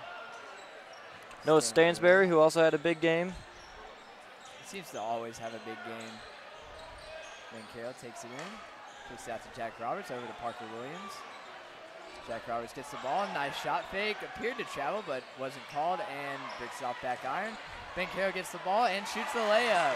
There's that hustle from the guard spot we were talking about with Cade Stinnett and Parker Williams, two extremely athletic players that are really going to be contributing to this team tonight. Good idea, though, by Ben Carroll to not go for the rim rattler right there, as a missed dunk would have been much more of a momentum swinger than a made dunk. Ben Carroll with a nice contest right there, and a foul there on Seth Blaine. And both student sections tonight being extremely tame. Moore and East, you haven't even heard a peep out of them. They're not even standing up, and Greenwood hasn't really had anything to cheer for, with the score only being 9-4, and it's already been an entire quarter. Well, it's not been an entire quarter yet. We're about 5 minutes in. I think these teams are still in the feeling out period. This is the first time they've played all season. This is extremely grit and grind, though, unlike the women's game that we commentated in the last game. I think this is good offense and both good defense, which is what we talked about pregame. Wide open three and misses it short. You have to think he was just a little bit tight on that shot. He wasn't expecting to be so wide open. Thomas Maxey loses the ball out of bounds there.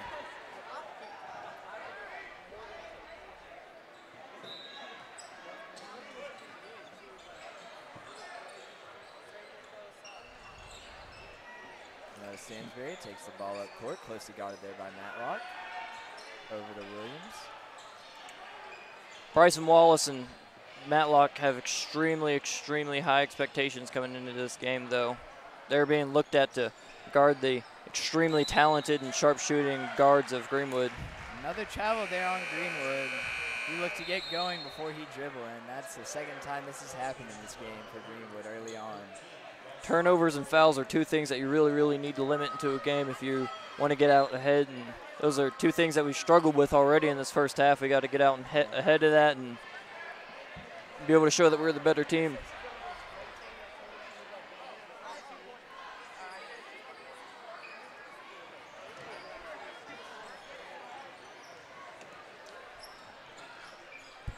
Barber takes it in, shot there by Seth Blaine, and drills it from mid-range off the elbow. Now 9-6 in favor of your Gators with 2 minutes remaining in the first quarter. Ben Carroll gets the ball, takes it in, and another travel. That's two possessions in a row where Greenwood has gotten called for a travel. He appeared to only take 2 steps there, but I will not argue it. Maxey takes the ball up court. I found it under the picture. Is that yours?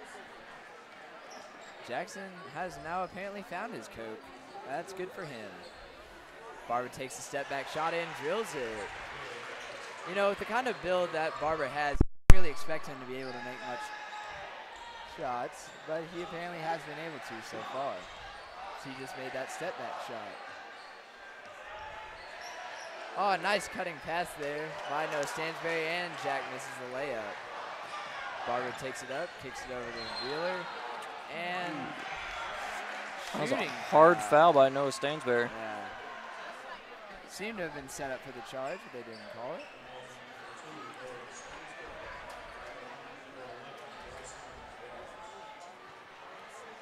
It'll be Bryson Wallace to the line for 2. This 6-foot senior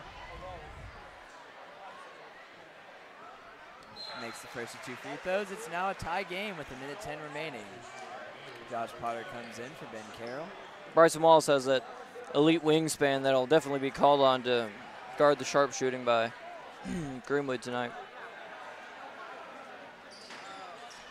Second one clangs off back iron, but it is controlled by East until it's stolen by Noah Stansberry, and obvious reach-in foul right there. Wallace is very frustrated with himself for reaching in.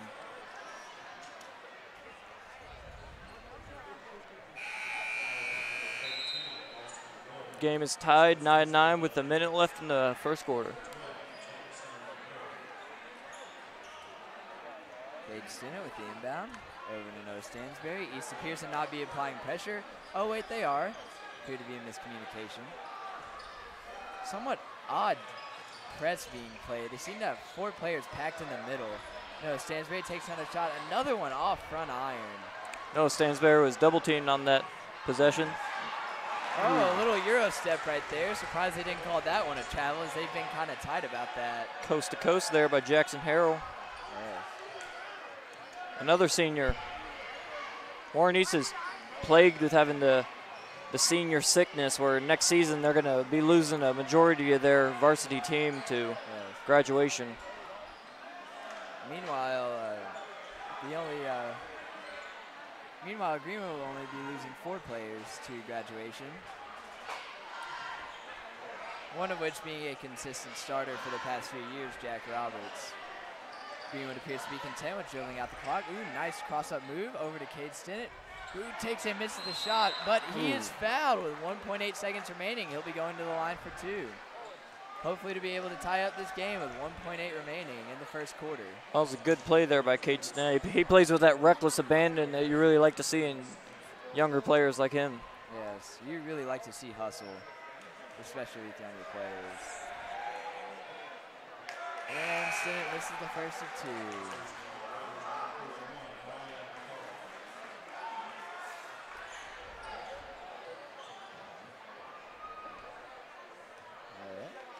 He'll now be taking a second of 2 free throws. Hopefully he'll be able to cut it to a 1-point game at the very least. And it clings off of back iron. East tries to get it up court. Jack Roberts takes a shot that won't count, and it clings off the backboard. Score is 9-11 at the end of the first quarter. We'll be right back.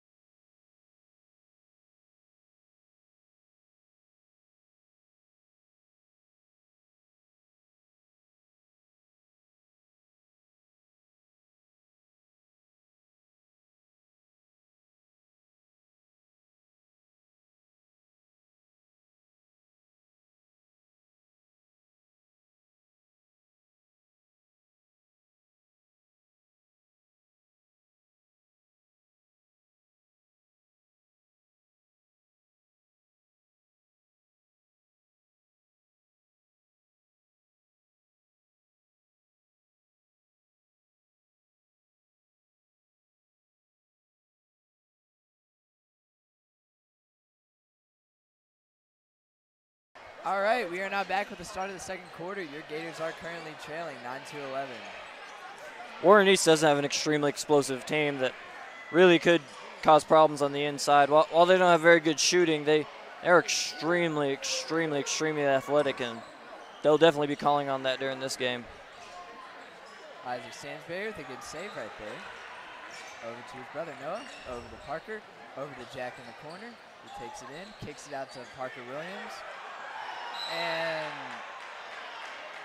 that was out of bounds call. Extremely delayed whistle. Seemed to wait until the crowd wanted the call until he blew it.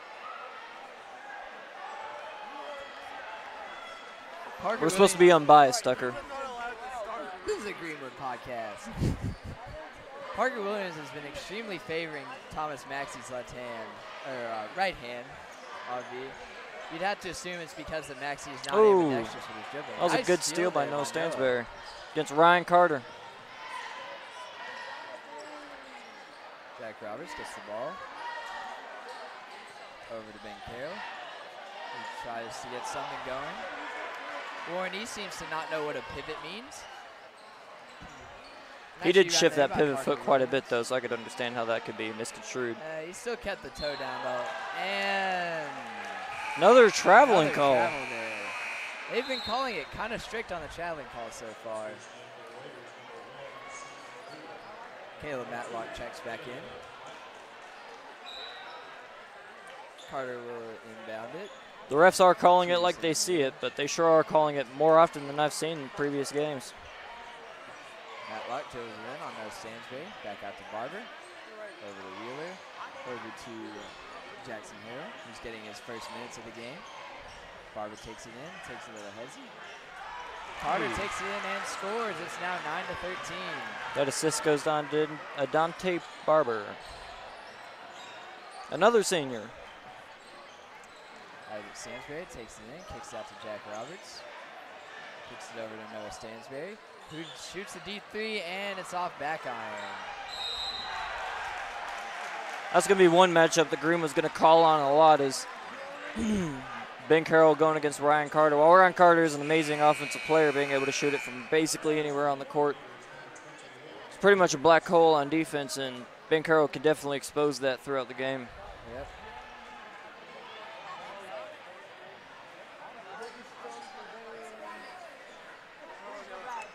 You have to admire the attire of the Warren East coaching staff. Oh, nice steal there by Jack Roberts, closely contested by Barber, but he makes the layup. Those are his first points. In the game, it is now 11-13 in favor of the visiting Raiders. Over to Matlock in the corner. Stinnett doesn't close out, and Matlock makes him pay for it. That was just a defensive lapse right there by Kate Stinnett. Everybody knows that he has the talent to be able to contest those shots on defense, but that was just Timeout there by poor Coach Pels. defense. He's probably going to give Stinnett a good chewing out for that one. Score is 16-11 with about 5.5 minutes left in the first half. We'll be right back.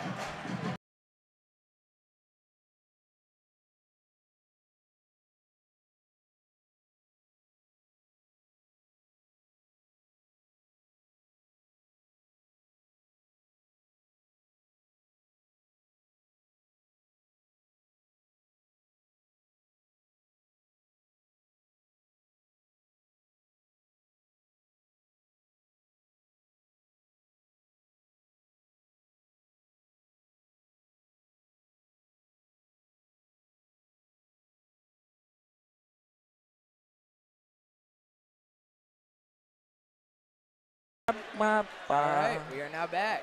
Good times never seem so good. Jackson seems to be feeling the song that the band was playing. Jack Roberts in the corner, wide open, and drills the three. It's now a 2-point game. That was a big man on a guard matchup right there. That was a That's what you want to see out of Jack Roberts, not trying to do too much. Oh. Oh, Matlock answers with a three of his own. Another defensive lapse. two right possessions in there. a row where Matlock has taken advantage of the perimeter defense. And Warren East bench does not appear to know what a blocking foul is, as he most certainly was not set whatsoever.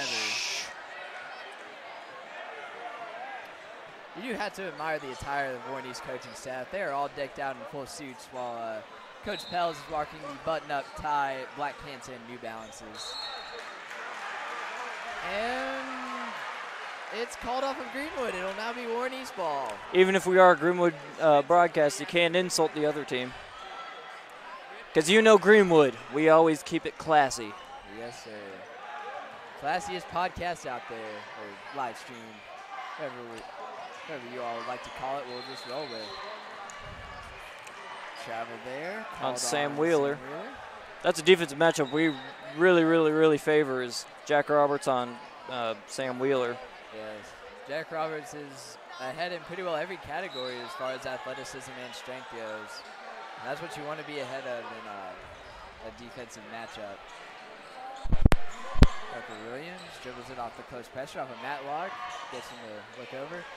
Jack Roberts gets a wide open three and misses it. There Appeared to draw was contact, a lot of but there defense was no contact foul. on that play. Oh, well. Oh, my goodness. What a rejection. I would be perfectly fine with taking the foul if you're just going to murder someone like that. Not as far as the foul goes, but just the shot. That was a sensational rejection. Do you know who, shoot, I forgot his name. Coach for Georgetown in the 80s. I know who you're talking about. I just can't recall. David Thompson, was that his name? That might have been, yes. But he told Patrick Ewing, even if it's a goaltend, go up there, and even if it's a goaltend, even if it's a foul, go up there and block it. And he said, because the only thing that the team will remember, they won't remember that it was called a goaltend. They won't remember that it was called a foul. They'll just remember you blocking their shot. So I really like that play by Parker Williams, even though it was called back, even though it was called a foul. I still like the athletic hustle by him. One of the best confidence breakers is to see the ball not go in the rim. And while most of the premier players on this court right now are either seniors or juniors and the upperclassmen, I think this game could definitely be decided by the freshmen in this game, by Cade Stinnett and Caleb Matlock on the other team. Oh, nice Euro step there by Jack Roberts. He's got 7 points here in the early going and has been a major difference maker. You have to wonder where they would be without him in this game. Sam Wheeler is getting plenty of minutes in crunch time in the first half. And Matlock's three-pointers sure have planted a seed in Greenwood's defense's mind, as they are now playing him closely. Even when the ball is on the opposite side of the court, they really don't want him hitting another three. Ben Carroll gets the ball inside, back out to Williams. Dribbles it in, kicks it out to K-Snet. And a charge. And a charge, right. Even though he was in the process of passing, but. Yep.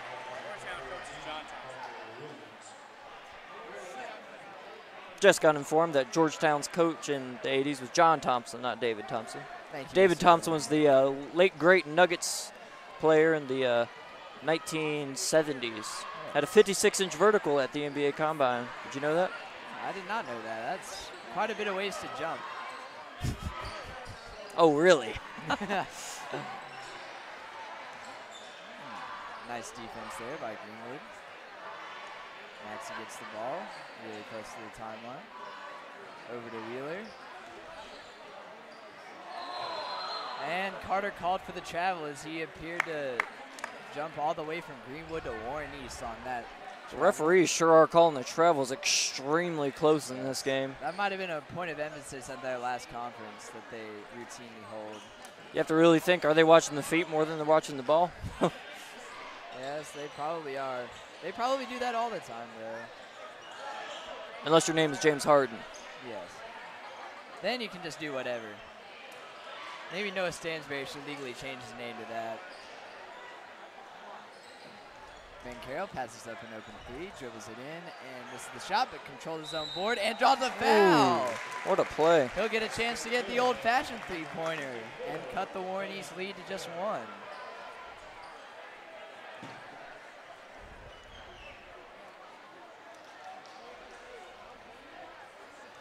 That's a play that Greenwood will take any day of the week. Well, Ben Carroll and Ryan Carter are pretty evenly matched and when it comes to weight and height, while Ryan Carter is 6'3" and Ben Carroll is 6'5", but Ben Carroll has that athleticism, has that skill to be able to outmatch Ryan Carter. Maxey appears somewhat badly hurt as he's limping. Ooh, bad shot there by Ryan Matlock. It almost missed everything. You have to think that was a little bit of a heat check as he was a good 5 feet behind. Thomas Maxey is obviously in pain right now. He took a hard fall in that last possession. And Greenwood's called for another travel. It is now 18-21 in favor of the visiting Raiders. Greenwood has really been able to shoot the lights out and score at will in recent games, especially against Bowling Green, against Todd County. 2 games that we both broadcasted, but at the same time, in this game, it's really been down to the defense. He's been able to out-defend the other team. Yes, they've been so far. It has been nice tip Warren out East. there by Cade Stinnett, and he controls the ball. Great play there. He takes it in, draws the foul, and one. What a play there by Cade Stinnett. My goodness. He is such an amazing player, just a freshman. He is built and plays like a senior. It'll be amazing to see how he plays later on in his high school career. Of course, myself and my partner Jackson will be long gone by then, but hopefully future commentators will talk about his amazing athleticism. And he converts the old-fashioned three-point play. Your Gators are now ahead, 22-21, with a minute 43 remaining. I think by the end of Cade Stennett's career, he'll break the 1,000-point club, just like Jacqueline Jackson did. Oh, he most definitely will. If he's already getting this many minutes on the varsity roster, barring any injury, he may join the 2,000-point club. Isaac Stansberry close to the garden on Dante Barber. Yes, Dante Barber's already made them pay once for playing off of him. Oh, nice tip and control there by Ben Patterson, or not Ben Patterson, but Ben Carroll. Isaac Stansberry controls the rebound. Ooh. That's a surprise play by him, as he's usually not down low in the paint. Kicks it out to Matlock in the corner. Oh, good thing he decided to pump fake, because Cade Stennett would have sent that into the student section. What a play by Matlock, though.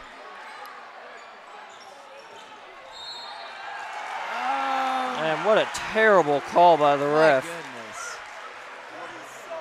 Apparently the referee doesn't know that the feet have to be set for a charging foul to be called. Yeah, he didn't even appear to have a shoulder into him, but I guess the referee saw differently.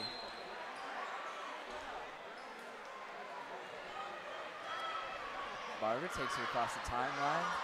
Carroll will now be on the bench for the remainder of the quarters. That was his second foul. Appears to be a scoreboard issue. I remember it being 21 whenever Cade Stennett hit his free throw, and they apparently did not add the extra point.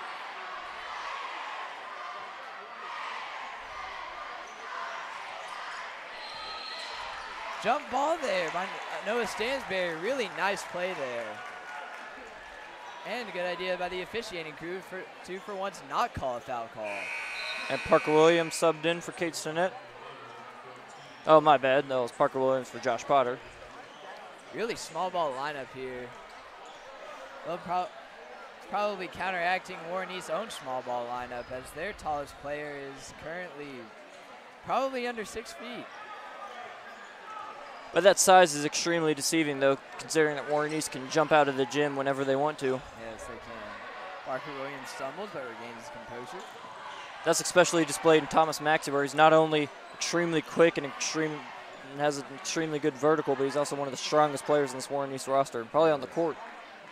Yeah, so you could really see that breakaway speed in football whenever he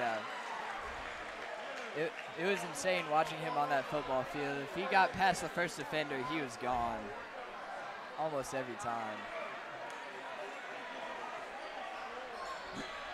10 seconds left, 21-23, second quarter. Probably look to dribble out the clock here and get one last shot before the half. Look towards Jack the white Roberts knight, takes Jack it Roberts. in and misses. 2 seconds remaining. They'll look to get a shot off before the half. He shoots.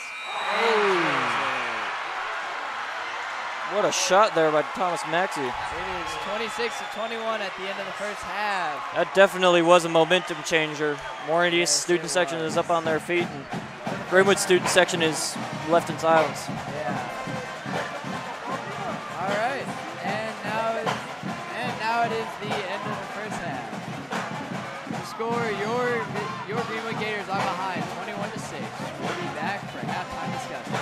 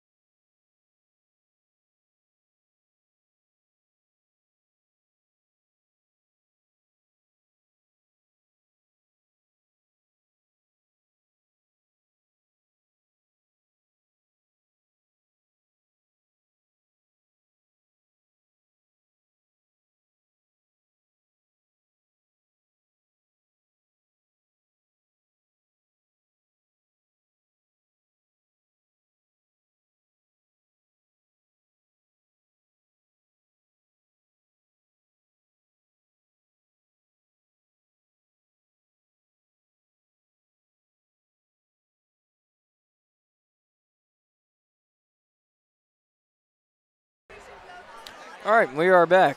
So, Tucker, I have a question. After that insane buzzer beater by Thomas Maxey, you have to think that the momentum has really shifted towards Warren East in this game. The score's 26-21. They're only beating us by 5, but it feels like a lot more. They've really been able to just control the game so far on the defensive and offensive end, being able to practically get anything they want, being able to run the game through Caleb Matlock.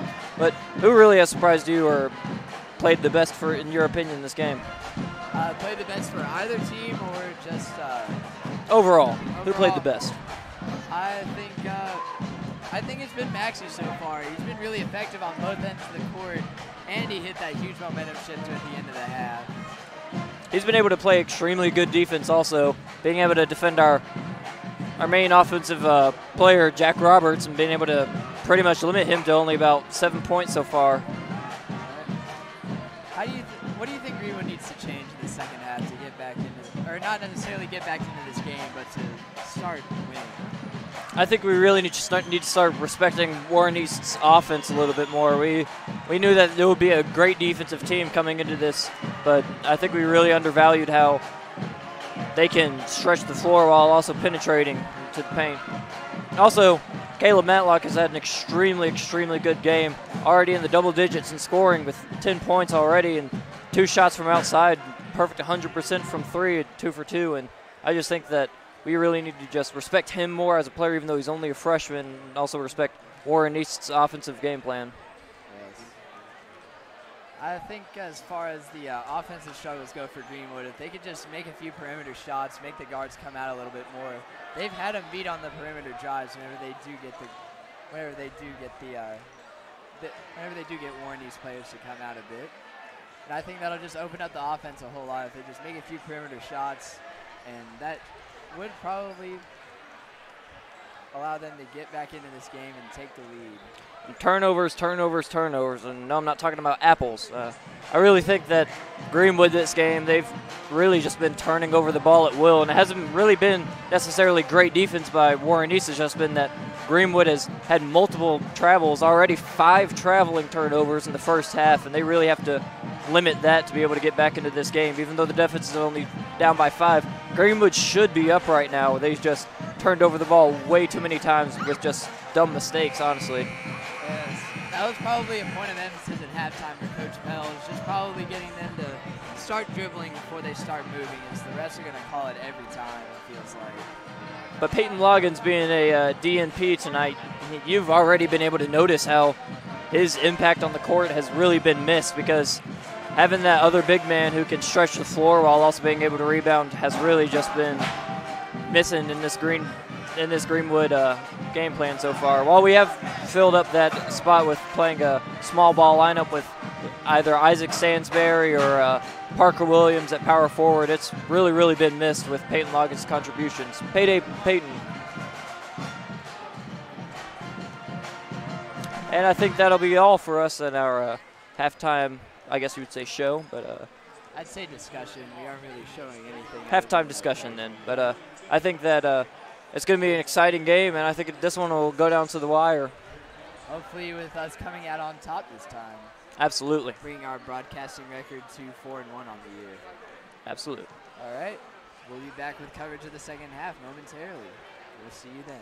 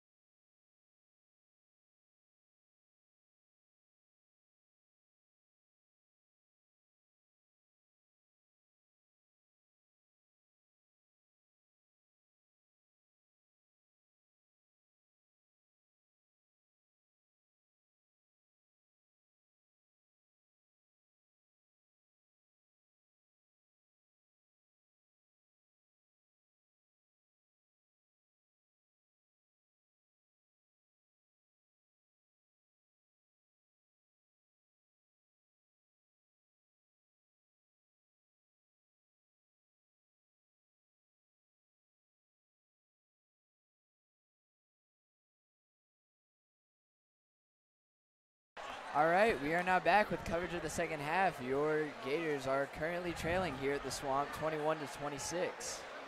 Warren East will have the ball with Ryan Carter inbounding to Thomas Maxey. Maxey has been playing extremely well, though, being able to force multiple turnovers and also being able to control the pace with his facilitating and his athleticism that we talked about pregame. Nice shot there by Barber. It's now a 7-point lead for the Raiders. This small ball lineup is also being instituted in the second half, also with Jack Roberts being pushed in at power forward. And Kale takes it inside, out to Noah Stansberry. Ooh. And it rims out. He's still ice cold 0 for 4 on the paint. That was great hustle right there by Kate Stinnett and a questionable out of bounds call. Yeah. At least it wasn't a travel, though. Yeah. You can say that. Yeah, I don't think Coach Pels would be too angry about that one as he was playing. Oh, nice steal there by Ben Carroll. Kate Stinnett takes it in and makes the shot. Almost rolled out there, but it snuck in the last moment. Score 28-23. Raiders are still ahead. Hopefully not for long. I hate losing to this team. Although they don't come out to guard Barber at all, and he doesn't make them pay. It is only a 2-game possession at this point, and Barber travels. There's a wasted possession there by Warren East. I don't really know where the travel call was there, but I won't question it because it was in our favor this time. Got to take your positives whenever you can get them. Honestly, traveling violations are one of my least favorite parts about basketball other than free throws. I think it just completely stops the game, makes it pretty unenjoyable to watch. And nice shot there by Carroll. People always get on the referees for not calling travel violations, but I think that I would much rather have referees call too little traveling violations than too many. Yes, it really does just stop the fun of the game. Ooh, nice pass there. But fails to score, but he'll be going to the line, and he's a very good free throw shooter. There's Maddock coming out once again with that respectable game, even though he's only a one-year player so far.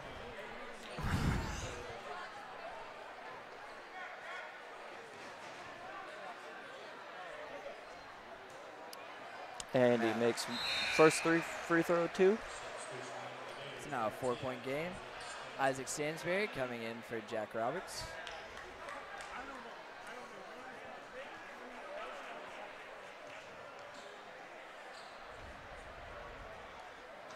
And the second one rims in. I think the Stansberry brothers need to be called on a little bit more during this game.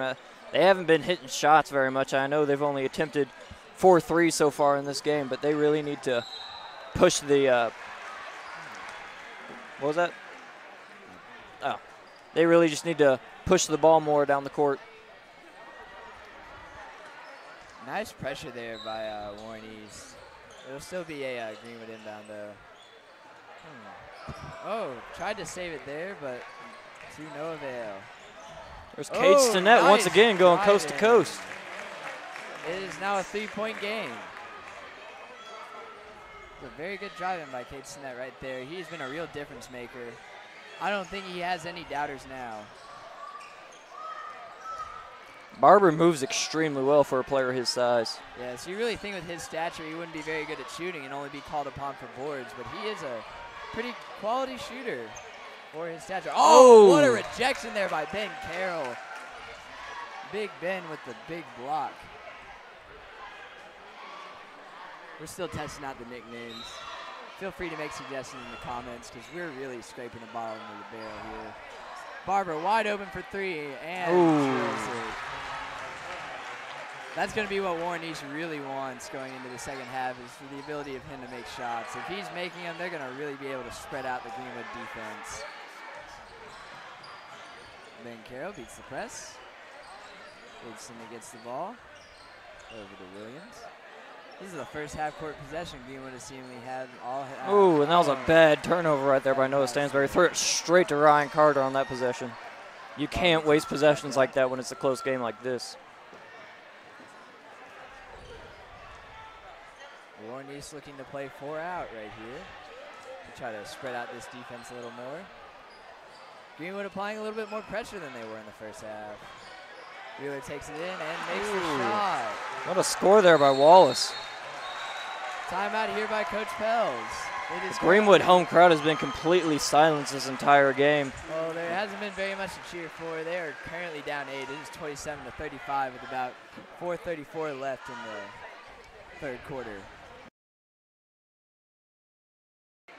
We knew this team would be competitive going into this game, but I don't think anybody expected us to be down by 8 with 5 minutes left into the third quarter. Like I say, pace is the most important thing in basketball, and Warren East is really controlling it. I think they just need to, Greenwood just needs to calm down, not have as many turnovers, and just shoot the lights out like they're known to do. They seem to just be playing really tight right now. They need to loosen up if they want to get back into this game.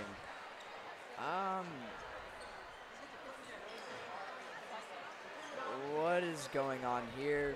The Greenwood made a illegal substitution. Jack Roberts isn't allowed to be subbed in quite yet. He has to be subbed in during a. I believe I saw him checking into the scores table during the timeout, but I guess the referee saw differently. And a reach-in foul missed Tim, on. that was uncalled. But that was still a great defensive play nonetheless. Yes, it was. You know what they say, if they don't call it, it's good defense. Ooh, Nice that was a pump fake fake. by Oh. Carter. And $1 million move and a 10-cent finish right there by Ryan Carter. Isaac Sansbury gets the ball, pump fakes, Ben Carroll gets it, shoots, and Ooh. clanks it off front iron. See, we can't be having shots like that. I know that's a high percentage shot for him, but I would say dish it back out to a teammate and look for a more high percentage shot than that. We really need better shots at this point in the game. Only 62 points scored so far, and Greenwood had more than that at the end of the game themselves last game against Todd County, and I think that Greenwood just needs to play like themselves. Then they're definitely not this game. Nice board there by Ben Carroll. The hustle is still there, but the finishing ability, the shooting is just non-existent. When you're a team that's known for their finesse, you've got to be on the game at all times. Oh, Ooh. nice three ball there by Ben Carroll. Hopefully that'll get this team going.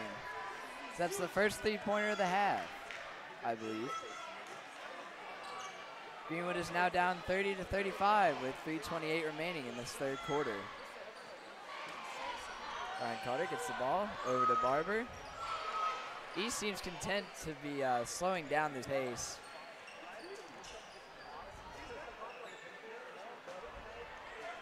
Wheeler gets the ball, takes it inside, and the layup rims out. That's something you won't see often is Wallace And not being foul able to there finish on around the Ryan rim. Carter. He's not too happy about it. Go ahead, Jackson. What other basketball great wears number 41? I believe that's Tim Duncan. Oh, that's Ryan Carter's third foul. That'll be something to watch as the game goes on. Tim Duncan's number was 21. You're thinking of the second most boring player, Dirk Nowitzki. The Dirk Germinator. Nowitzki. Yes, sir. We have the Germinator 2.0 on our team. Jack Roberts gets the ball in the corner, decides not to shoot.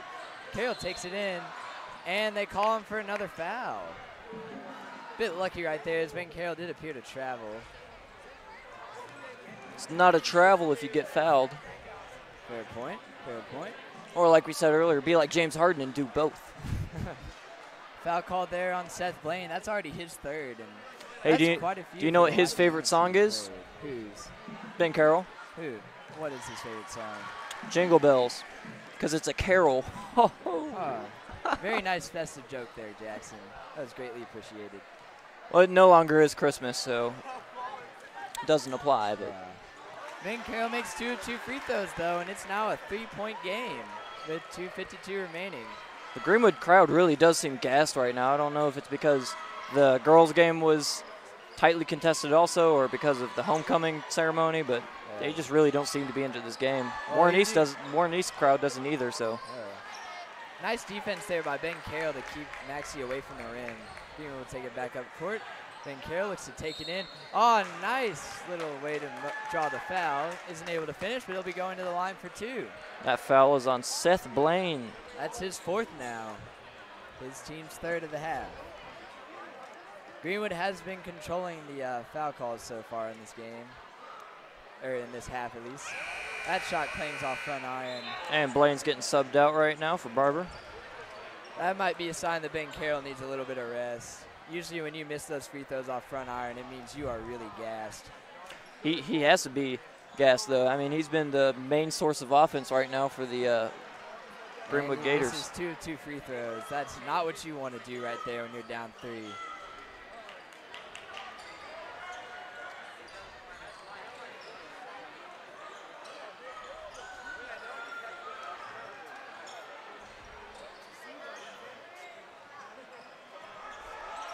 Ooh. Air ball right there. Airball right there And by over the Braden back Wardlow. foul on Matlock.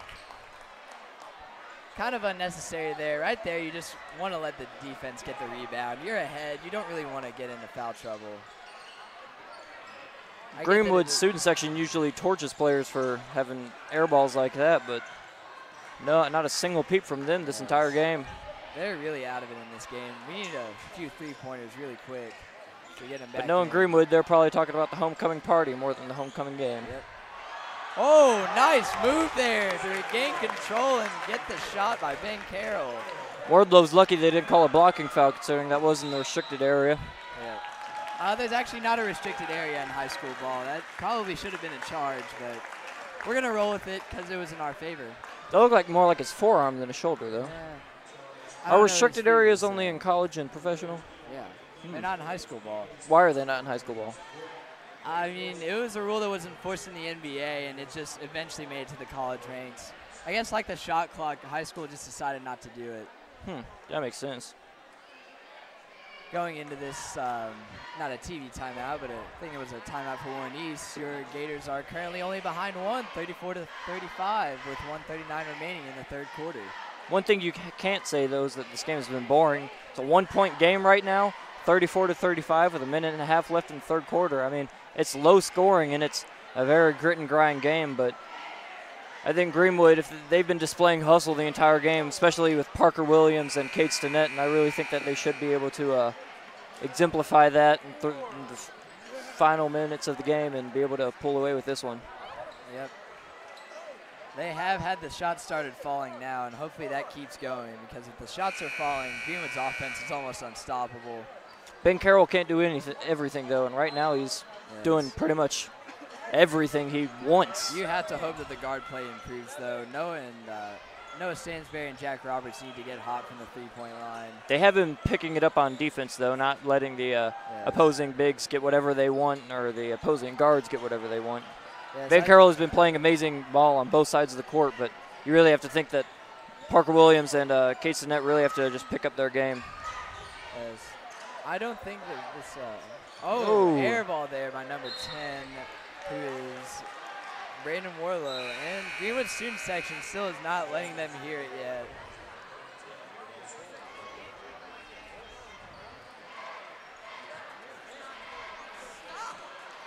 Greenwood will get the ball off of this heavy pressure from Warren East. I can understand why the fans would be kind of out of this game. This is like a San Antonio Spurs game where it's Ooh, nice shot. Nice Euro step there by Parker Williams. Hopefully this gets our student section going. That was a very nice move, and Greenwood is now back ahead. That's exactly what you need, good guard play. That'll open up so much for Greenwood's offense. I agree. Maxey takes it in, and my goodness, that was... I am going to be quiet right now because I have about said some things that would heavily disappoint my mother. Jack Roberts appeared to be standing on the ground with his hand straight up. Maxey did not touch him until he was back on the ground after that horrendous layup attempt. But they still called a shooting foul. I'm going to think about that one for a while. I think that that ref bought his jersey at Foot Locker. Yeah, probably. They probably just picked him up at Foot Locker, knowing these high school officials. Maybe they're having a replacement referee crisis like the NFL did a few years back. Whenever they literally picked up referees off of the street. Maxey takes the full advantage of the questionable foul call, and Warren East is now back ahead by 1, 37 to 36, with 40 seconds remaining. Noah Stansberry takes it up course off the close defense from Thomas Maxey, excuse me, not Tyrese.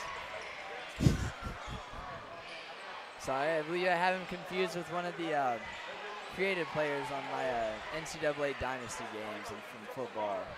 Tucker. He is one of the common auto-generated names.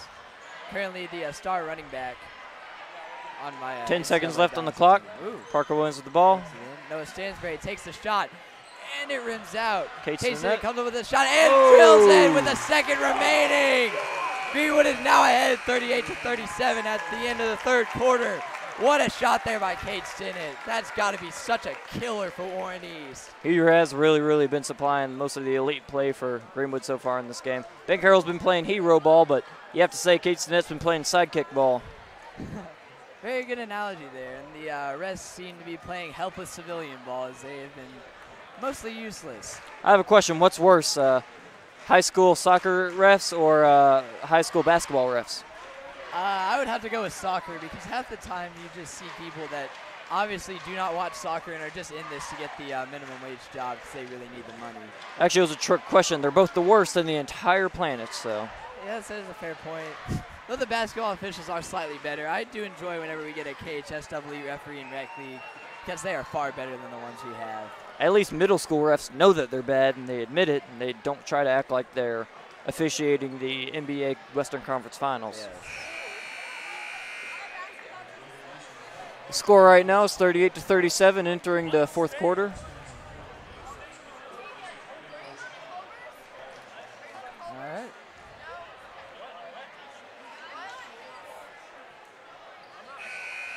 We'll be right back. All right.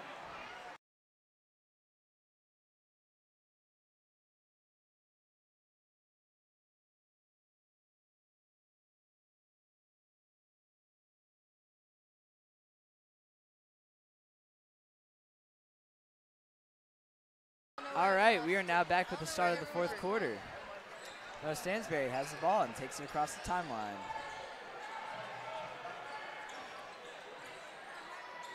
Nice feed inside to Ben Carroll. Kicks it out to Cade Stinnett. Boy, if Cade Stinnett is wide open, Parker Williams down low, who takes and scores on the and one. Greenwood's crowd is now coming to life a little bit as they've started cheering somewhat, something we have not seen recently. Greenwood is now ahead 3 and will hopefully look to take a 2-possession lead right here with a free throw from Parker Williams. That's the fourth foul right there for, shoot, forgot his name. Ryan Carter. Ryan Carter, wow. That's really something to watch as he's been their only effective big man so far. And now you have Seth Blaine subbing in, and he has 3 fouls already too, so the big men in major foul trouble. Actually, Blaine has 4 fouls already, so both of them are only 1 foul away from fouling out. That's going to be a huge blow. And Blaine's looked more for his defensive hard-nosed play, so he's not going to be able to be as physical as he was in the other 3 quarters. Yes. Because if he falls out, then Warren East is really going to have a hole at the center position.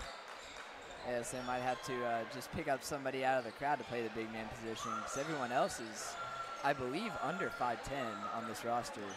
That's going to be a major advantage for Barber to them. Baxi. Parker Williams almost picks Baxi it out off. to Matlock takes Matlock and he drills makes a it. three-pointer. That's his 3rd 3 of the game, and he's still shooting 100% from three-point range. I think he did miss one on a heat check from deep. Oh, Ben Carroll takes one of his own and misses off front iron, but Parker Williams controls the rebound. I'm completely okay with Ben Carroll taking that shot, though. And Jack Roberts takes and misses the three-pointer. But Parker Williams takes a odd shot. Oh, Ben Carroll draws the rough blocking foul right there on Thomas Maxey. that was a great play there by Baxi, though, to sacrifice his body and try to get that charging foul.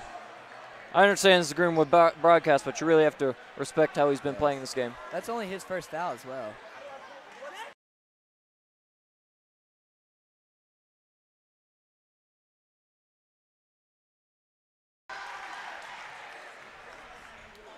Ben Carroll makes the first of 2 free throws.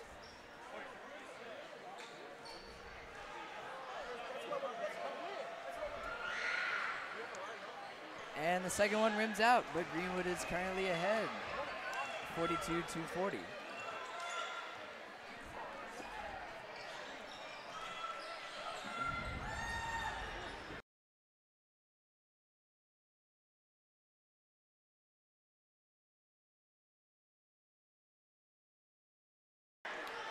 Sorry, had a little bit of a tech trouble trying to get the link out a little further. Oh, Jack Roberts is wide open in the corner, but passes on the jump shot. That's kind of odd for him. Ben Carroll gets the ball in the corner, but decides not to shoot. Takes it in on Seth Blaine, takes the fadeaway and misses. The one person you need to trust you is yourself, and doesn't seem like Jack Roberts is doing that right now in this point of the game. Yes. Extremely close game, though, 42-40, and you really just got to limit the mistakes and capitalize on every single possession that you get. That was a good idea, though, of him to, oh, nice block there by Ben Carroll to block that without fouling.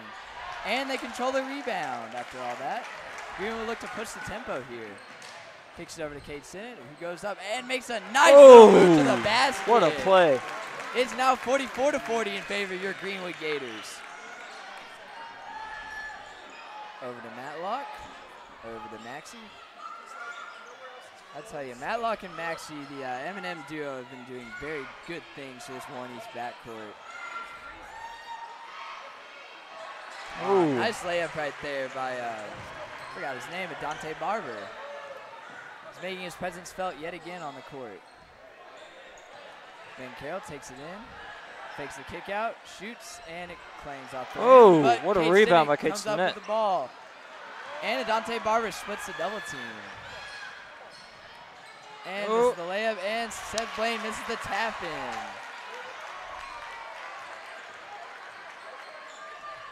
Oh, nice little pass. And Ben Carroll hits the lay-in. That was a great series of events right there for Greenwood. Yes. We were very lucky to watch that layup miss. They seemingly made that all night, and then we come back right down the court and make our own.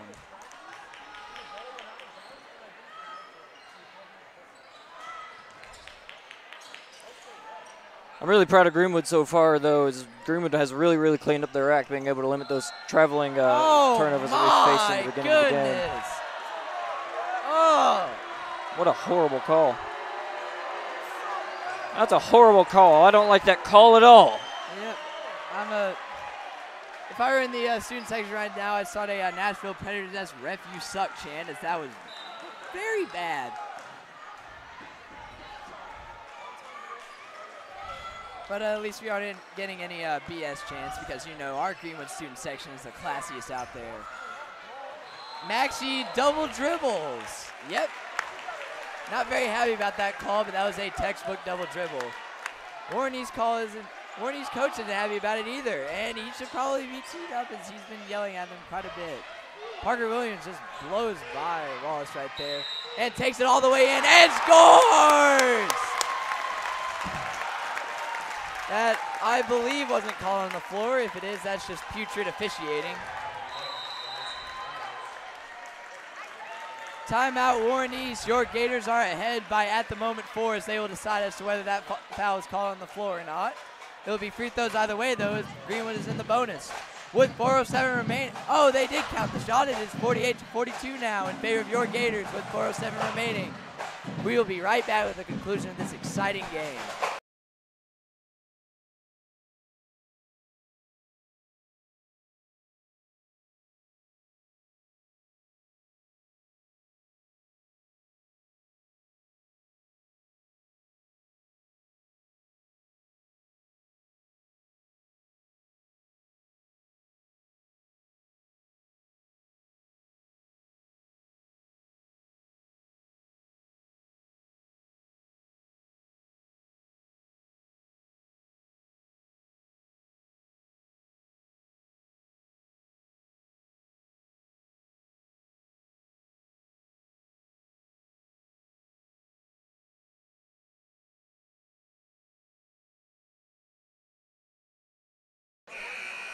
All right, we are now back. Greenwood in this game has really been able to play a smarter brand of basketball. In the first half, not really, but in the second half, I mean, Greenwood has really been playing smarter basketball, limiting the turnovers, while Warren East has exemplified by that last play by Baxey. He got that double dribble call on him, and also have gotten themselves into foul trouble with Blaine and Carter, both with 4 fouls and also with 7 team fouls just in the second half. And Williams converts the and one. It's now 49-42 in favor of your Gators.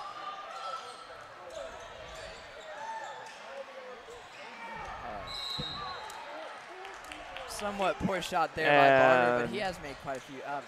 Foul. An over-the-back call Question on mark. Kate Stinnett. Okay. Even though both players were in the air fighting for the rebound, making an over-the-back call completely impossible, but still an over-the-back call. Yeah. You know what? KHSAA, they always train their referees to make the right call on almost every occasion. Barber takes another shot and misses again. He's gone ice cold. He started the game red hot, like you said. Now he's ice cold. Cool it off. Ah, nice pass there by Ben Carroll. And Kate Ooh. Stinnett can't finish through the rough contact. Uh-oh, Matlock, wide open three. Misses. But the tap in isn't there.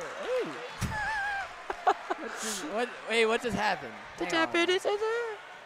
So, wait, Wait, they there's called a a foul foul? on Ben Carroll? Okay, I know we're on air, but this is making me say, wait, hang on. What are we doing? This game is a fever dream. Yeah. I think the refs are the one in the fever dream right now.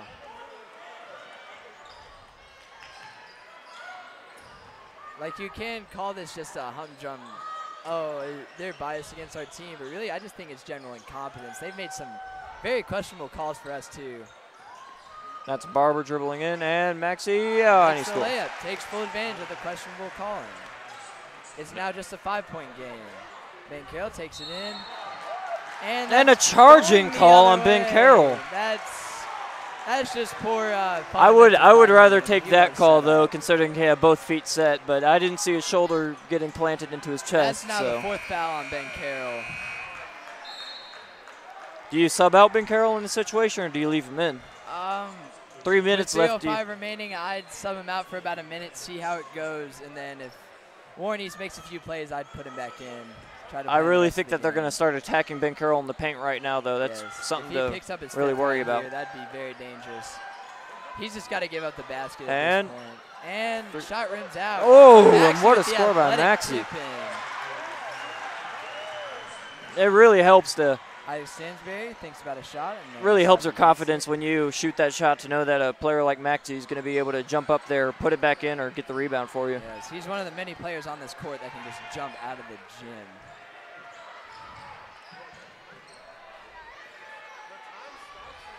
Greenwood seems to be a little bit content with dribbling out the clock. Parker Williams takes it in, and it rims in.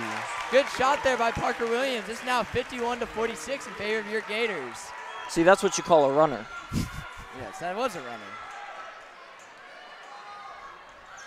Parker Williams showing no love to the jumper today. And oh my foul goodness. called. Oh, that is atrocious.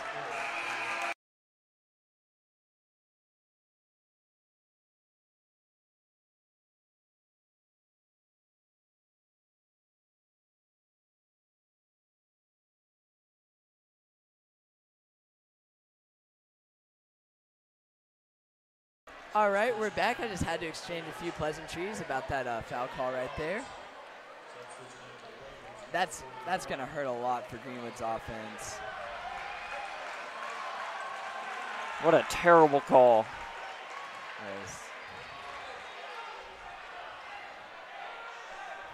Both teams are in the bonus with 2 minutes left, though. That could definitely factor into the game. Yes. That's 3 fouls called on Greenwood in the past 2 minutes. And that was a foul on the floor, too. I don't understand. That's just a foul on Ben Carroll for existing. Yeah, Ben Carroll was standing still. Maxey initiated the contact, and he still got the call. Oh. Yeah. He's the one who took contact with the ball. That is, and a trip right there. It's still My a goodness. 2-point game, though. Oh, Jack Roberts, wide open three. This could be the, Oh, Ooh. nice tip there. Oh, my. Good hustle there by Noah Good. Stansberry. I'm sorry, I'm losing my composure a little bit. I'm just a little frustrated. Bob Pels is visibly frustrated with the officiating. But a man upwards in his age doesn't want to get too worked up. There's Ryan Clark Carter. takes it in. Or Carter, excuse me. Ryan Nice Carter defense has there been by Cade ice Stillman. cold this game. He hasn't been able to get anything. And Coach Bob Pels calls a timeout with 1:37 remaining. your Greenwood Gators are ahead 51-47. So Tucker, what do you think is going to be most important while the Greenwood Gators get down into this later stretch? You've got to be careful to defend without fouling, and also make sure to not get any of those fouls for existing calls.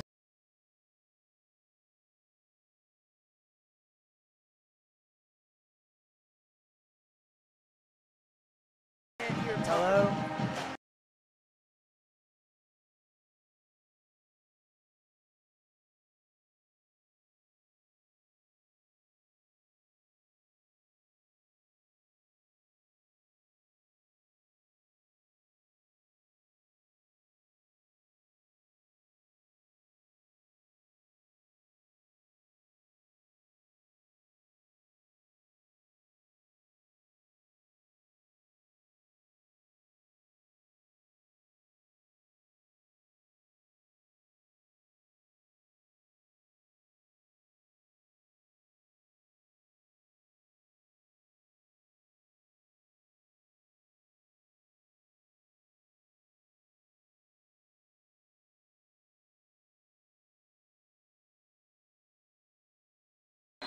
All right, we are now back. Kate Sned inbounds the ball to Noah Stansberry. They look content to dribble out the clock here. Ooh, Matlock got put on skates there for a second. Yeah, it was so bad Warren East was claiming for a push-off. Down low to Kate Stinnett. Over to Jack Warren Roberts. East is calling constant traps right now at the top of the key. Yeah, they really want to try to speed up the game right here. Oh! My goodness, put him in the spin cycle right there. Sorry, my Rinse, and inner repeat Ric for Flair came Matlock. out there for a moment. That's the third foul on Ryan Matlock now. A few things to watch right now.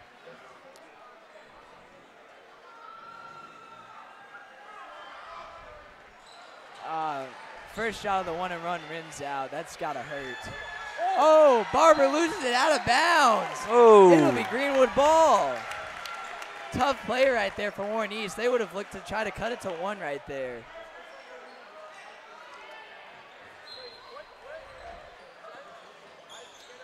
Kate Sned inbounding the ball. Oh, foul call. Clear right there. foul there Yep. by Ryan Carter, and I think Ryan- that'll be his last That's of the his game. last foul. He is now fouled out, I believe. That'll be now Seth Yep, Blaine's number. that's will be Ryan called. Carter's last foul of the game. That's big. Good job by Isaac Stansberry. And now there to, Blaine will sell be it a little probably bit. subbed in for the fouled out Ryan Carter, starting at center. Let's hope Stansberry, a stellar shooter, can knock down both of these and make it a two 3-pointer game. What was the call on that one? Was that a technical? That was just a pushing. The players are just meeting up for some reason. Oh, I thought they called a technical foul for a second there. If Blaine does foul out during this game, that's a position they could attack. But if he does get fouled out, that tones down his aggressiveness. That's just something to keep your eye on. Nice shot there by Isaac Stansberry. That makes it a 5-point game. Coming up in our post game, hopefully Isaac Stansberry will be able to join us for a post-game interview. Second free throw clings off back iron. It is still a 2-possession game with a minute remaining. Hopefully Greenwood can lock it up right here. Maxey misses it horribly and wants a foul call for knocking over Noah. That's a foul on Barber? Barber, I believe. Yep, Barber. I assume that's a loose thought ball foul. Maxey fouled him, but oh well. That's only his first foul of the game. He'll probably be the one who's fouling the most as we look to close out this game. There still is. It's just a 2-possession game, so it could really go either way. Especially with this really hit or miss free throw shooting from Greenwood. Oh, it hit that time. Know what they say? Hit or miss. Hit or miss. Bet They he never sometimes misses. do miss, huh? You got a boyfriend? I'm not going to continue that.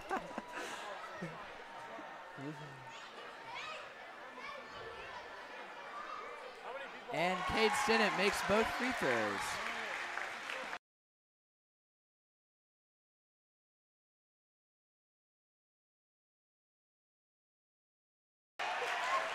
Oh, Warren East loses the ball out of bounds. It'll be Greenwood ball with 44 seconds remaining. Warren East's offense has really just fallen apart down the stretch in this game. Yes.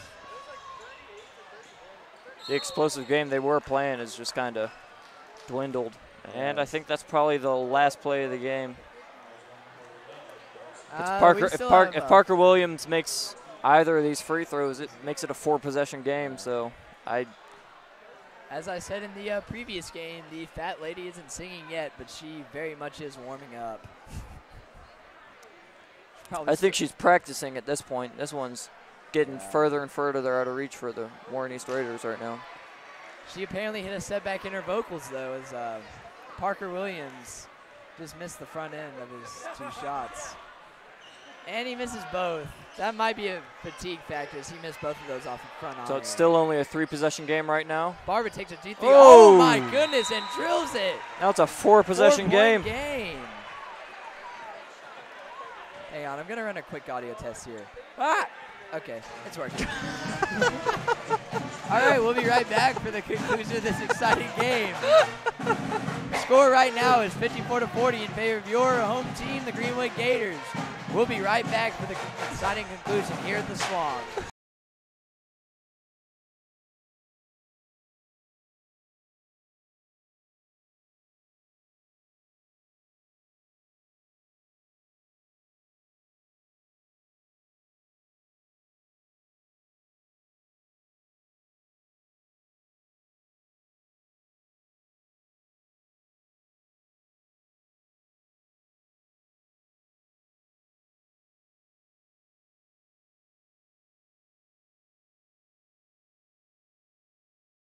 All right, we are now back for the exciting conclusion to this game.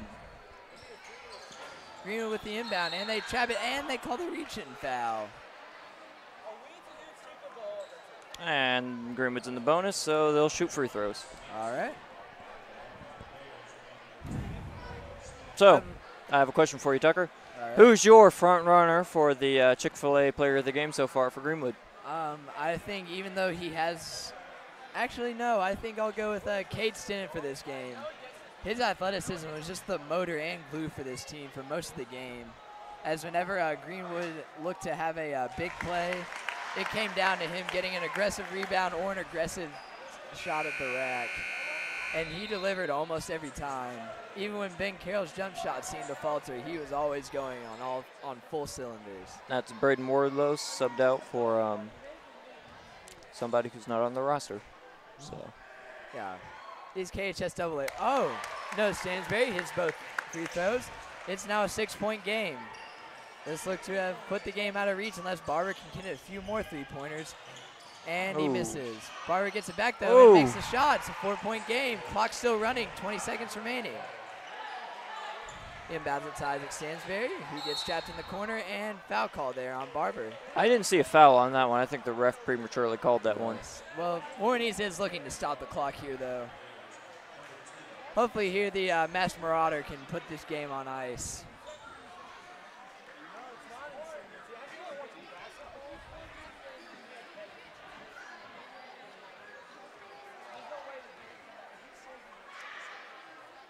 And he makes the first of 2. It's now a 5-point game in favor of your Gators. You really had to like the way Greenwood was able to stay composed even when they fell behind almost by double digits in this game.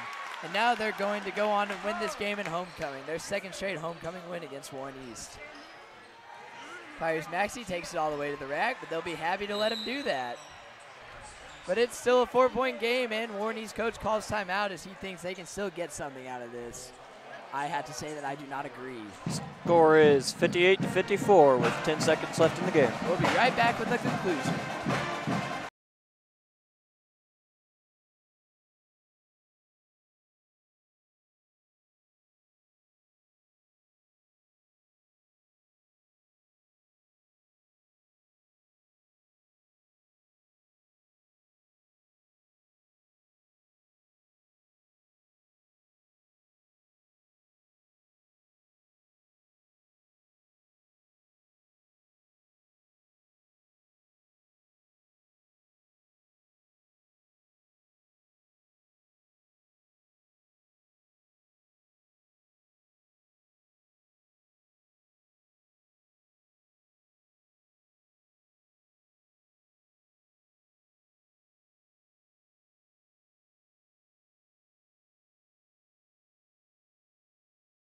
All right, we are now back. 10 seconds remaining. Warren East applying heavy pressure, but Noah Stansberry breaks it and kicks it out to Kate Sinet, who shoots and scores. And that's the game.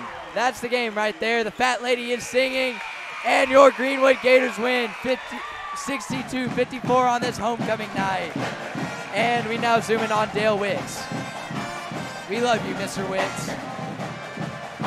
Special shout out to Eli Lovell, our cameraman and the real MVP. I was giving you a shout out, Eli. All right. So, Tucker, I have a few questions for you. What stood out for you most in this game? Yeah, whether it be a singular player, whether it be the game plan, or whatever you think, but what really was the most predominant thing that you saw in this game? I think it was Cade Sinet's continued evolution in this lineup. He's gone from a role player to an absolute star on this team. Absolutely. He just showed off his supreme athleticism on seemingly every play, got every defensive stop, got every board he went for, and made every timely shot, and especially the one to put it on ice at the very end. Cade Stinnett may have been one of the only players this game that you really couldn't find a flaw in his game. Yeah, maybe he missed a few jump shots and everything like that, but who didn't in this game? That's one of the things that Greenwood really lacked on in the first half was their shooting, but they really called in the janitors and had to clean up on aisle 7. They learned how to control those turnovers, learned how to, especially the travels. At the end of the game, it was Warren East who was turning over the ball, and I think that just shows that this Greenwood roster is extremely mature and has an extremely high IQ and is able to control every single game that they play in. Yes, you'll love to see that composure moving forward as we look to make a run in the playoffs. As I think this team could make a very good run and possibly get to the district championship, which would be an automatic berth in regions. Absolutely. But when you really think about it, though, I think this is just showing that Ben Carroll, I mean, he's an evolutionary talent. I mean, I don't think I've seen a player in Greenwood history that's been able to do what he does with his elite size, with his ability to play the game in every single play the game elite in every single way. But I really enjoyed what he did in this game, and just on both ends of the ball, and this was just a great game by Ben Carroll. Cade Stinnett definitely was the star of this game, being able to just show how much he's evolved as a player just in this single year. But I really enjoyed what he did. But Ben Carroll, in my opinion, is definitely the MVP of this game. Yes, he is an insane talent. I probably haven't seen any player as good as him since Dawson Crump, and he might even be better than him. Although Dawson Crump was a sensational athlete and a great shooter, he was not 6'6". And although we won't be here next season, I'm extremely excited to see what Ben Carroll is able to do in his senior year. That's one of the things that is going to be on the radar for us in our graduation area days. So. Yes. So are we doing the post-game interview with Isaac Stansberry? Is that still on? Absolutely. Why wouldn't we? All right. You have it confirmed, though. We'll be back in a second, our loyal fans. All right. Stick tuned for our post-game interview with Isaac Stansberry.